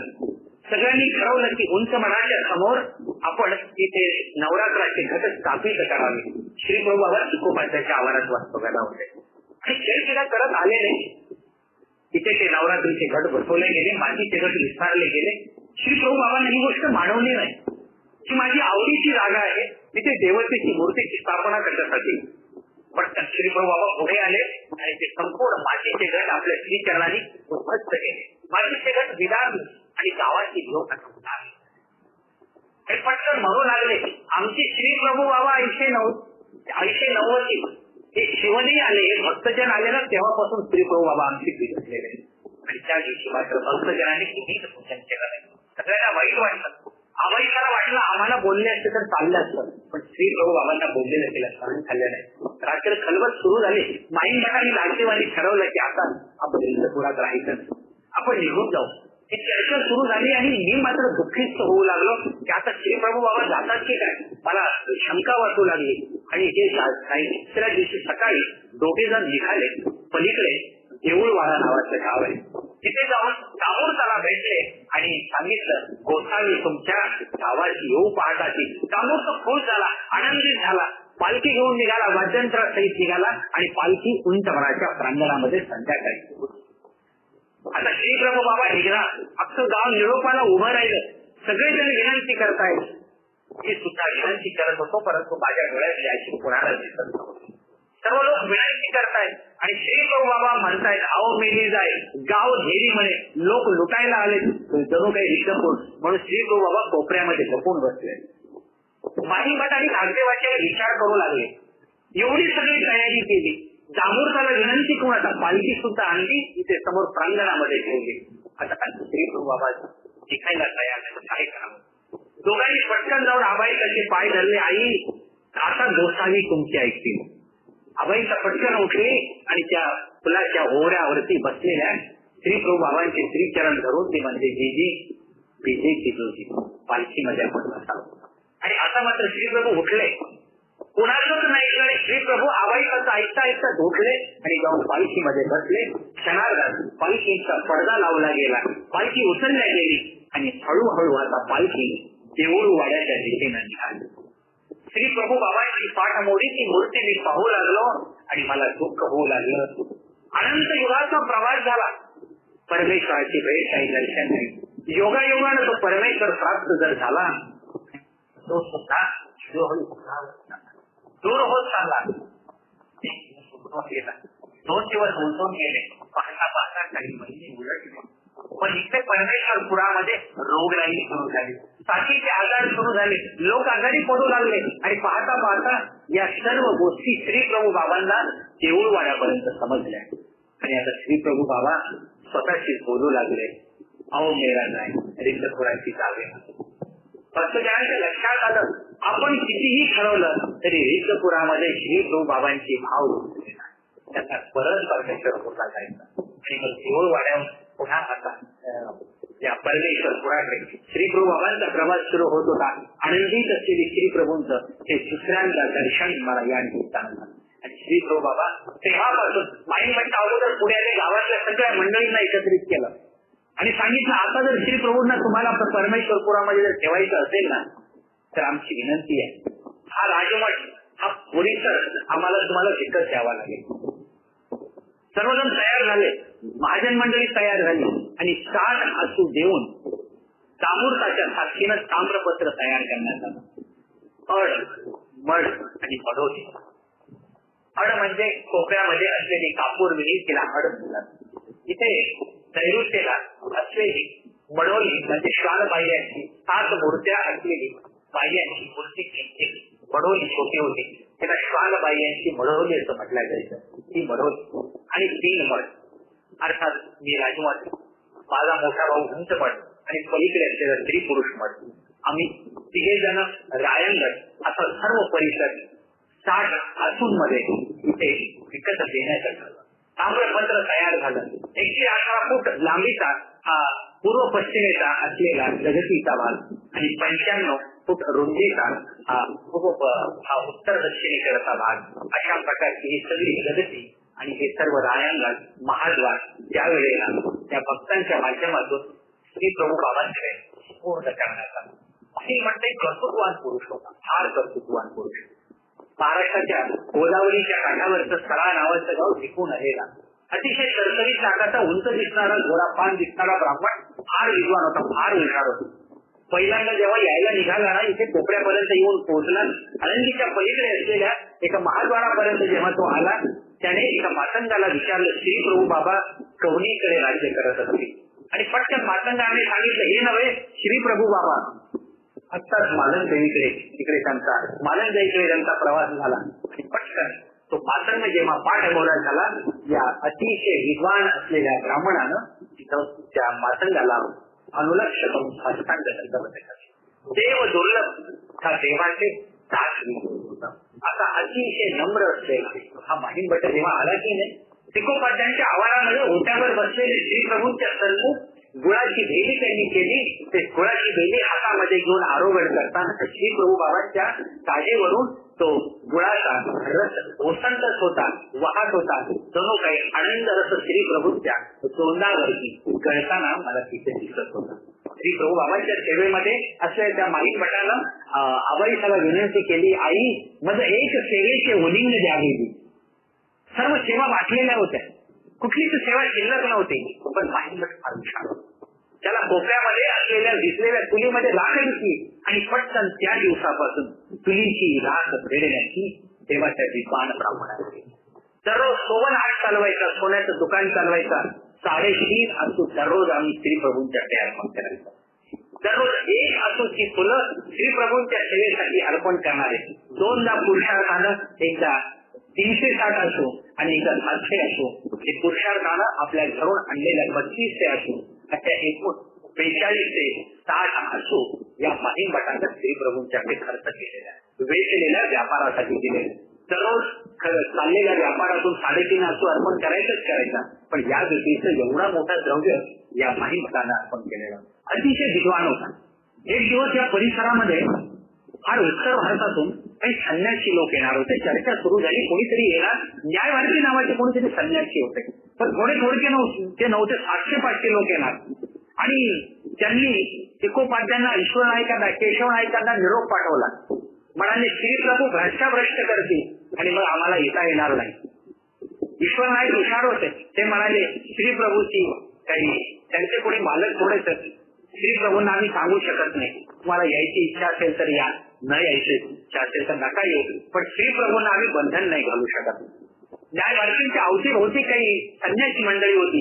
त्यांनी सांगितलं, हा सज्जनगाव ईश्वर नायक हे सर्व बोबोपाचे, तिकोपाचे, रामोपाचे सगळे विद्वान मंडळी आहेत, आपल्याला त्यांच्या गावाला जायला पाहिजे. आणि तयारी सुरू झाली, यायला निघाले. तिकडे मात्र सगळं गाव सज्ज झालेलं. परिसरामध्ये चांगल्या रांगोळ्या काढलेल्या, सारा संभार्जन झाले, गुडिया तोरणं उभारलेली, वाद्यंत्र लावलेली, आणि ही सगळी संन्यासी मंडळी तिकडे राजमाठाकडे. प्रांगणामध्ये पाहता गर्दीला सगळं प्रांगण फुलवून गेलं. आणि या प्रांगणामध्ये उंचमलाच्या काठावरती त्या पायरीवर श्रीप्रभू बाबा बसले. समोर सावलीला इथे न्यायभारती संन्यासी बसले आणि अवघी सगळं संन्यासीमय झालेलं ते वातावरण, भगवामय कपड्याने आच्छादलेले ते सगळे संन्यासी तिथे बसले. भक्त परिवार बसलेले, सगळ्यांची भौचर झाली, सगळ्यांच्या मुखामध्ये तांबोळ होतं. आणि त्याच वेळेला श्रीप्रभू बाबा स्वतःची काहीतरी बोलत होते. अहो मेला जाय तू बोलत श्रीप्रभू. कुणाला काही कळेना, कुणाला काही समजेना, पण याचा अर्थ नेमका नागदेवाला समजला. नागदेवाने सांगितलं, माहीम बटो गोसावी काहीतरी निरोपिकाची, काहीतरी शिकलं. आणि मग लक्षात आलं, काहीतरी बोला, काहीतरी जिज्ञासा करा, अशा पद्धतीचा भाव होता. आणि माहीम भटांची न्यायभारती चर्चा. जीवन मुक्त तो कैसा, संपूर्ण समाज जीवजात कर्मानुबंधी मनुष्य लोके कर्माने बांधलेले आहेत. कर्माच्या पलीकडे गेलेला जीवनमुक्त असा कोण आहे, चर्चा सुरू झाली. हे पट्ट न्यायभारतीनं पूर्ण श्रीप्रभू बाबा तिथे बसलेले होते. त्यांच्या मुखामध्ये तांबोळ होता, तांबोळाची ती पीठ गिळत होते. तेवढ्याच न्यायभारतीने हात केला. हे नव्हे म्हणाले, जीवनमुक्त तो यायचा. श्रीप्रभू बाबांनी खुदखुद तरी आयुष्य सुरू केलं. मुखातील तांबोळाचे तुषार समोर सगळ्या त्या संन्यासियांच्या अंगावर उडाले. त्यांनी प्रसाद म्हणून तो स्वतः स्वीकारला. न्यायभारती संन्यासियांना देखील ते श्रीप्रभू बाबांच्या अवताराचं श्रेष्ठत्व तिथे समोर लक्षात आलं. आणि पटकन श्रीप्रभू बाबांच्या मुखातून एका ब्राह्मणांना विचारलं की श्रीप्रभू बाबा आपण कवण होती, आपण कोण आहात? आणि श्रीप्रभू बाबा त्या मुखातून एकच वाक्य जन्माला आलं. खरं म्हणजे तुम्ही अभ्यास सूत्रपाठामध्ये एकूण 17 वचन सर्वज्ञांनी निरूपिली श्रीप्रभू बाबांच्या बद्दल. त्याच्यामध्ये एक वचन आहे, नाहं मनुष्यो न देव यक्ष. श्रीप्रभू बाबा सांगत होते, मी मनुष्य नाही, मी देव नाही, मी यक्ष नाही. मी अशा प्रकारे जीवन मुक्त आहे, निजबोध रूप आहे. अशा निजबोध असलेल्या श्रीप्रभू बाबांची जवळी मला मिळत होती. त्यांचं ते खुदखुद करी असलेलं आयुष्य, 2 अवतारांचं 2 आयुष्य मला पाहायला मिळालं. सर्वज्ञ श्री चक्रधर प्रभूंच्या मुखावर इतकीच श्रीप्रभू बाबा, सर्वज्ञ श्री चक्रधर प्रभूंचं आयुष्य इतकीच आयुष्य होतं, मी आयुष्य होतं. आणि श्रीप्रभू बाबांचं खुदखुद करणारं आयुष्य होतं. कितीतरी घटना प्रसंग ठरतात. एका घटना प्रसंगामध्ये अत्यंत रोमहर्षित व्हायला होतं. प्राण विसरून जाऊन या श्रीप्रभू बाबांच्या लीळा मला पाहायला मिळत होत्या. पाहता 127 वर्षाचा कालखंड आमच्या समोरून, डोळ्यासमोरून आता झरझर सरकत होता. श्रीप्रभू बाबांचं एक घटना प्रसंग. ही लेख येत होती सावळापूरची, कधीतरी नवनवीन पदार्थ घेऊन यायची आणि ते अर्पण करायचे. तिकडे श्रीप्रभू बाबांनी हळूहळू वार्धक्याचा प्रवास सुरू केलेला. गावामध्ये, गावाच्या बाहेर, गावकुटाबाहेर राहणारी काही मातंग मंडळी होती. त्यांना गावकुटातील लोकांनी पिण्याची पाणी पाणवटे वर्ज केले. त्यांनी श्रीप्रभू बाबांना विनंती केली, श्रीप्रभू बाबा पाणी विना मरसू होते. क्षणार्धात दयाघन जेवला, इथून उठला आणि चालत श्रीप्रभू बाबा त्या पलीकडच्या बाजूला तिथे श्रीचरणाने दाखवलं एक उतराला आणि तिथून मोठ्या पाण्याची विहीर निर्माण झाली. आज तिला तुम्ही मातंगी विहीर. माझ्या सर्व अवतीभोवती आठही बाजूला अष्टजया तुम्हाला दिसतील. तिथपर्यंत श्री प्रभू बाबा जायचे, खेळ क्रीडा करायचे. सगळा परिसर श्री प्रभू बाबांच्या श्रीचरणानं पवित्र झालेला, इतका अनंत पवित्र झालेला तुम्हाला पाहायला मिळेल. रमणीय रूपे विचित्रे श्री प्रभूचे चरित्रे आणि असलेला हा सर्व प्रांगणाचा परिसर, एक एक स्थळा, एक एक प्रसंग श्री प्रभूंच्या साक्षीनं मला इथे अनुभवायला मिळत होता. या वास्तव्यामध्ये एक दिवस श्री प्रभूंच्या जवळ एक पाता आहे, परिसरामध्ये एक विहीर होती. त्या विहिरीचं पाणी थोडंसं क्षारयुक्त होतं. ती पाणी आणण्यासाठी त्याच्या परिसरामध्ये 2 विहिरी होत्या, एक राम विहीर, एक करंड विहीर. तिथलं पाणी गोड होतं. तिथलं पाणी आणण्यासाठी ती भल्या पहाटे उठायची आणि डोक्यावर अंडा घेऊन त्या विहिरीचं पाणी आणायला जायची. अंधारात असायचा, पण एक दिवस पाणी आणायला गेली आणि अंधारामध्ये फिरायचं. डोक्यावर 2 अंडे तसेच, पायाला नाक चावलेला, हळूहळू शरीर गरीत गात्र होत होतं, सारखं वाटत होतं, चेहऱ्यावर सुद्धा घाम येत होता. 2 अंडे आणून उतरवले आणि या उंच माळाच्या प्रांगणामध्ये माझ्या समोरच ती धाडकनच्या रायांमध्ये पडली. अबाईचा धावत धावत गेलेली सूर्यप्रकाशाचा वर आलेला होता आणि अबाईचा पटकन म्हणते, ही देवीची दाची महादाई सरपे भाजली. श्री प्रभू बाबा उठले, धावत धावत बाहेर आले आणि आलेल्या श्री प्रभू बाबांनी फक्त कृपा दृष्टीने अवलोकन केले आणि महादाईचं हळूहळू विष उतरू लागलं, ज्वर उतरू लागला. विषामुळे निर्माण झालेलं ज्वर उतरू लागला. हळूहळू महादाईचा भागत झाली. समोर कोपऱ्यात वार पाहत होतो. विचार करू लागलो, हे प्रभू, महादाईचा सारखाच तर मला आजपर्यंत ताप चावलेला आहे. कुणाला कामाचा ताप, कुणाला पुण्याचा ताप, कुणाला अहंकाराचा ताप चावतो, कुणाला गर्वाचा ताप. आणि त्या चावलेल्या विषयामध्ये आयुष्यभर जगणारी मी माणसं पाहतात, ते स्वतःला पाहतात. महादाईचा किती भाग्यवान मी प्रार्थना करू लागलो, हे प्रभू, जसं महादाईचा विष उतरवलं की नाही, असं फक्त व्यसनाचा किंवा विविध उपभोगाचा, विविध आलिंगनाचा जो विष माझ्या अंगामध्ये भिनलायचा, ते आमचं नाही. तुझं स्वरूप मला दिसलं पाहिजे, हा चांगलं. एक दिवस योग असा झाला की श्री प्रभू बाबांनी काही प्रसंगाने औदासीन्य स्वीकारलं, उदास झाले, भोजनावर यायला तयार नाही, उपहार स्वीकारायला तयार नाही. पण त्या दिवशी एक गोष्ट मला मात्र खरं म्हणजे अवतीभोवती सगळा भक्त परिवार होता. सगळेजण वेळच्या वेळी जेवण करत होते. त्यातलं कोणी जरी म्हटलं असतं ना, श्री प्रभू बाबा तुम्ही भोजन करत नाही आहात, आम्ही सुद्धा भोजन करणार नाही, पण कोणी असं म्हटलं नाही, सगळेजण भोजन करायचे. प्रभूंनी मात्र उपवास केला. इथे माझ्या डाव्या बाजूला इथे खोलेश्वराचं नागनाथाचं मंदिर होतं. श्री प्रभू बाबा आतमध्ये जाऊन बसले. खोल बाजू होती म्हणून त्याला खोलेश्वर म्हटलं जायचं. 1 दिवस नाही, 2 दिवस नाही, जवळजवळ 17-18 दिवसाचा वास. सगळ्यांना चिंता पडली की आता श्री प्रभू बाबा आरोग्य कधी करतील, काय करावं, कसं करावं. हळूहळू निरोप कारखान्यापर्यंत पोहोचला. तिथे साधाईचा हिल्लाईचा नावाची माता राहायची. तिला कळलं की श्री प्रभू बाबा गेले अनेक दिवस उपवासी आहे. तशीच निघाली. घराला कधी सुद्धा तिने लावली नाही, तशीच बाहेरच्या बाहेर अंगणामध्ये ऐकलं तसंच निघाली आणि चालत चालत जेव्हा महाद्वारापर्यंत पोहोचली, सर्व भक्तांना आनंद झाला. सगळे समोर गेले, येल्लो आली म्हणे, येल्लो आली म्हणे. समोर जेव्हा आली, येल्लाईच्या समोर येऊन श्री प्रभूंच्या श्रीचरणाला लागले. श्री प्रभू म्हणतात, आहो मेली जाय इथं जे पाणी घे. भूक लागली असेल, चेहरा थकलेला होता. नाही ते तुमचे शरणोदक, ते शोधक, तुमचा ताट प्रसाद तोच आता माझ्यासाठी. क्षणार्धात वाक्य ऐकलं आणि श्री प्रभू बाबा उठले आणि ते माझ्या या कोपऱ्यामध्ये येऊन आरोग्याच्या जागेवर बसले. एका जीवामुळे उदास झालेला परमेश्वर एका जीवाच्या प्रयत्नानं प्रसन्नतेला येतो. ही जीवाची माझा देव प्रसन्न झाला. उदास झालेला परमेश्वर, डोमेगावच्या प्रसन्न मनामध्ये उदास झालेला साधनदाता सर्वज्ञ श्री चक्रधर प्रभू, तिथे माझ्या मनामध्ये उदास झालेले श्री प्रभू बाबा. 2 ठिकाणी 2 अवतार उदास झाले, पण दोन्ही ठिकाणी 2 अवतार 2 भक्तांच्या निमित्तानं प्रसन्न झाले. तिथे नागदेवाच्या निमित्तानं ती प्रसन्न ज्योती पाहिली आणि स्वामी प्रसन्न झाले. इकडे फक्त साधाईशानं विनंती केली, आपली निष्ठा व्यक्त केली, मी उदक आपले चरणोदक हेच माझ्यासाठी पाणी, आपला थाट प्रसाद हेच माझ्यासाठी भोजन. एवढा एक वाक्य ऐकलं श्री बाबा अंतर्बाह्य बसून गेले. गावामध्ये समोरच एक विहीर होती. त्या विहिरीकडे एक दिवस भक्त परिवार निघाले. सकाळची वेळ झालेली, कमरेला असलेले श्री प्रभूंचं वस्त्र आता महाराजांच्या जीवन सुरू झालेलं होतं आणि नंतर समोर असलेल्या त्या आडामध्ये डोकावून पाहावं म्हणून डोकावून पाहता पाहता श्री प्रभू बाबांनी उडीच मारले.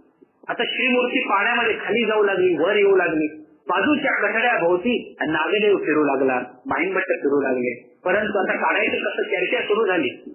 विचार सुरू केला, काढायचं कसं, राजमठात जाऊ, दोर घेऊन येऊ, लोकांना बोलू, श्रीप्रभूंना बाहेर काढू. काढायचं होत होता. श्रीप्रभूंची मूर्ती खाली जात होती, पाण्यामध्ये वरती येत होती आणि शेवटी श्रीप्रभू बाबा हळूहळू काठाला लागले. पायरीवर बसले, आपले ओले झालेले कपडे माई मठांचा चेहरा आणि नागदेवाचा चेहरा पाण्यासारखा झालेला. दोघांनी खाली पाहत होते. शेजारी हवाईचा देव, तिच्या डोळ्यामध्ये अश्रूंच्या धारा पडतात. श्री प्रभू बाबा म्हणतात, आओ मेली जाई खोडी असते तर घालते.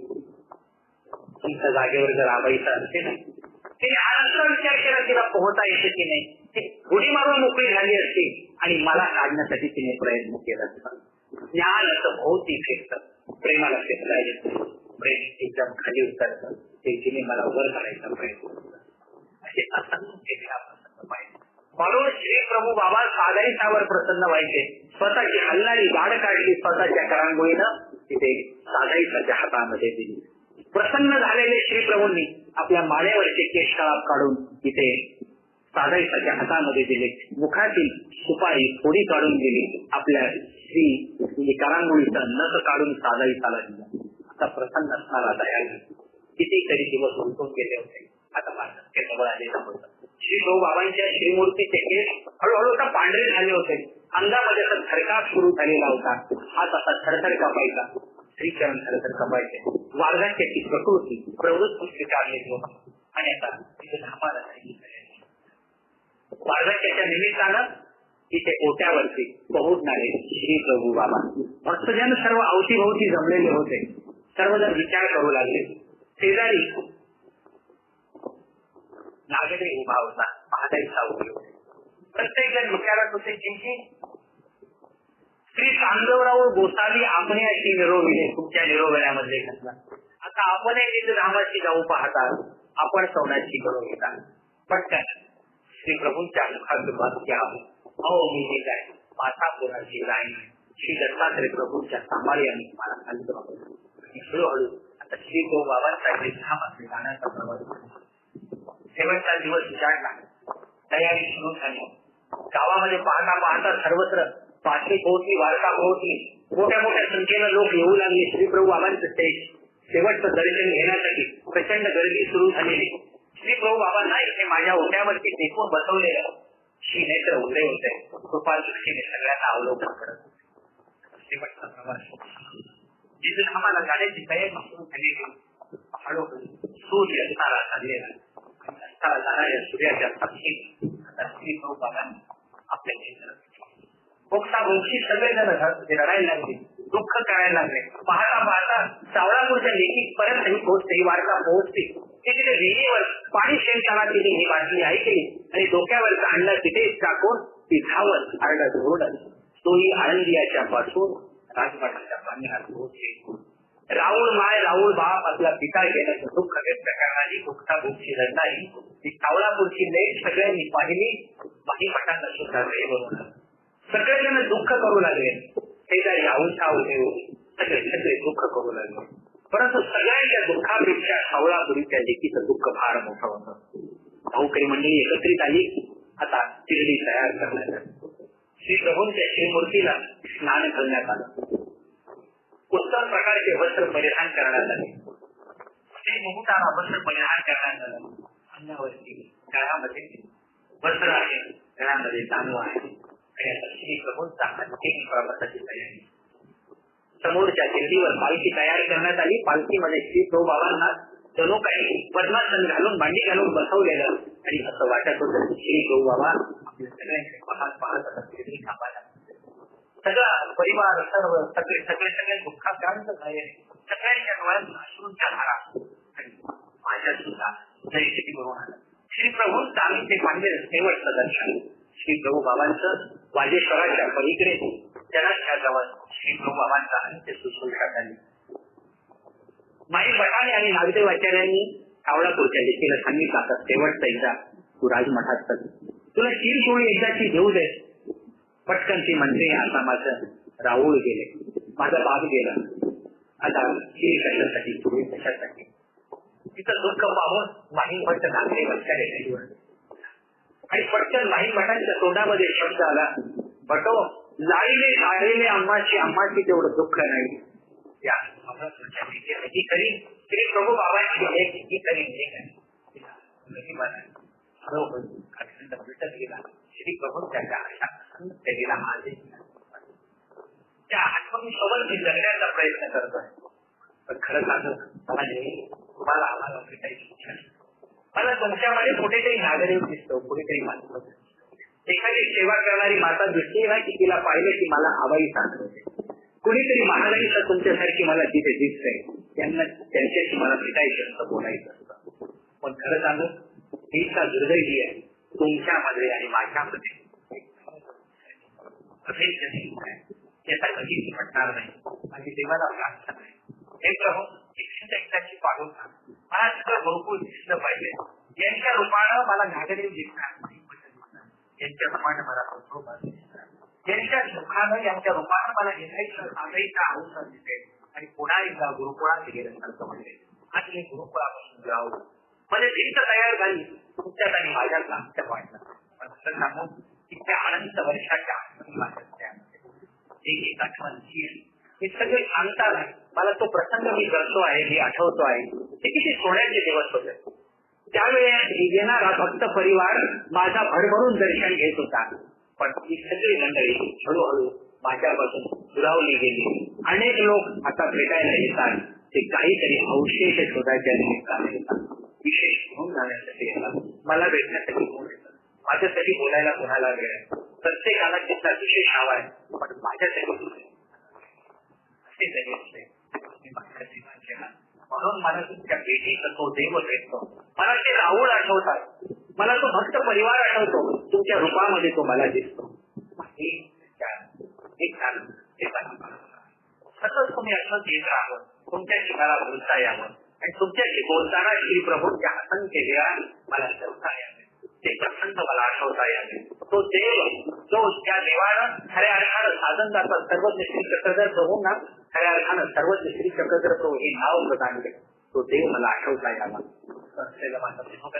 या तुम्ही भेटला तुमच्या निमित्तानं व्यक्त केलं, तुम्ही खूप दिवसांनी भेटला या निमित्तानं ती भावना व्यक्त करण्यासाठी जे जे निमित्त झाले त्या सर्व निमित्त उत्साहकांना नमस्कार पाहून आणि माझ्या परमेश्वर गुरुच्या झाला तिलामध्ये तो तेमा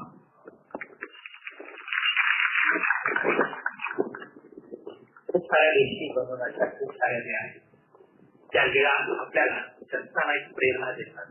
प्रत्येक स्थान वंदन करताना तिथे जाताना आवर्जून तिथल्या जिरा आठवण्याचा प्रयत्न करा.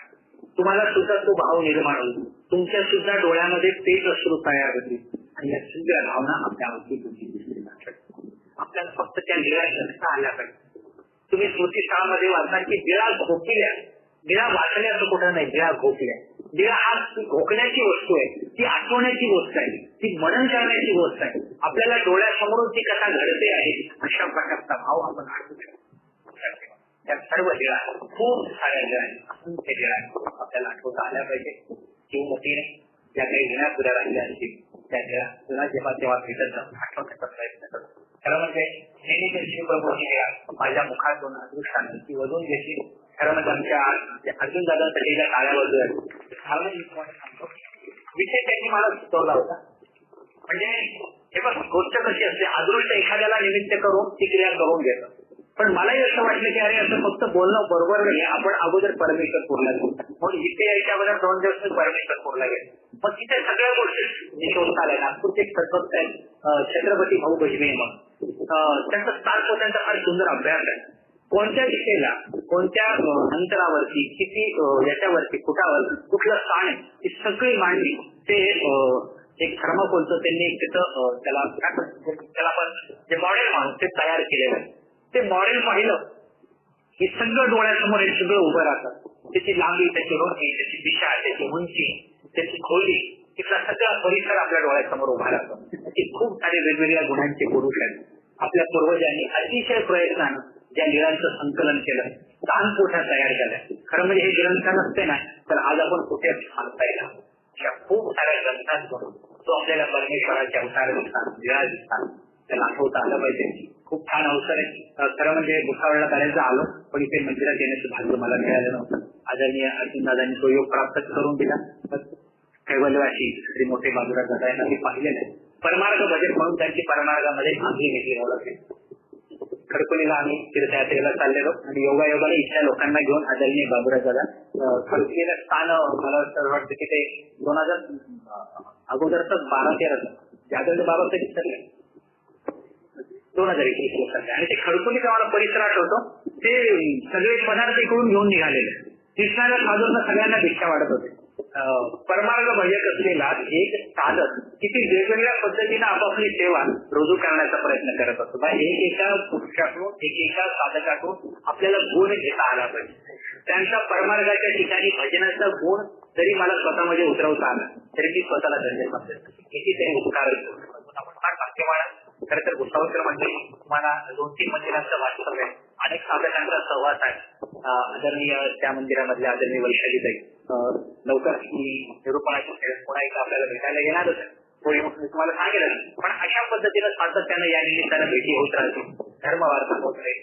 आजची झालेली कथा करण्याची सेवा मानवा बंधामध्ये या अगदी अलीकडे जे ईश्वर दर्शनाला गेले ते कैवल्यवासी श्री मोठे सातारकर बाबा आणि आज पहाटे ईश्वर दर्शनाला गेले ते आदरणीय कैवल्यवासी शांत बाबा या 2 अध्यायांचं स्मरण करत 2 अध्यायांच्या साक्षीनं सेवा श्री प्रभूंच्या चरणी समर्पित करतो.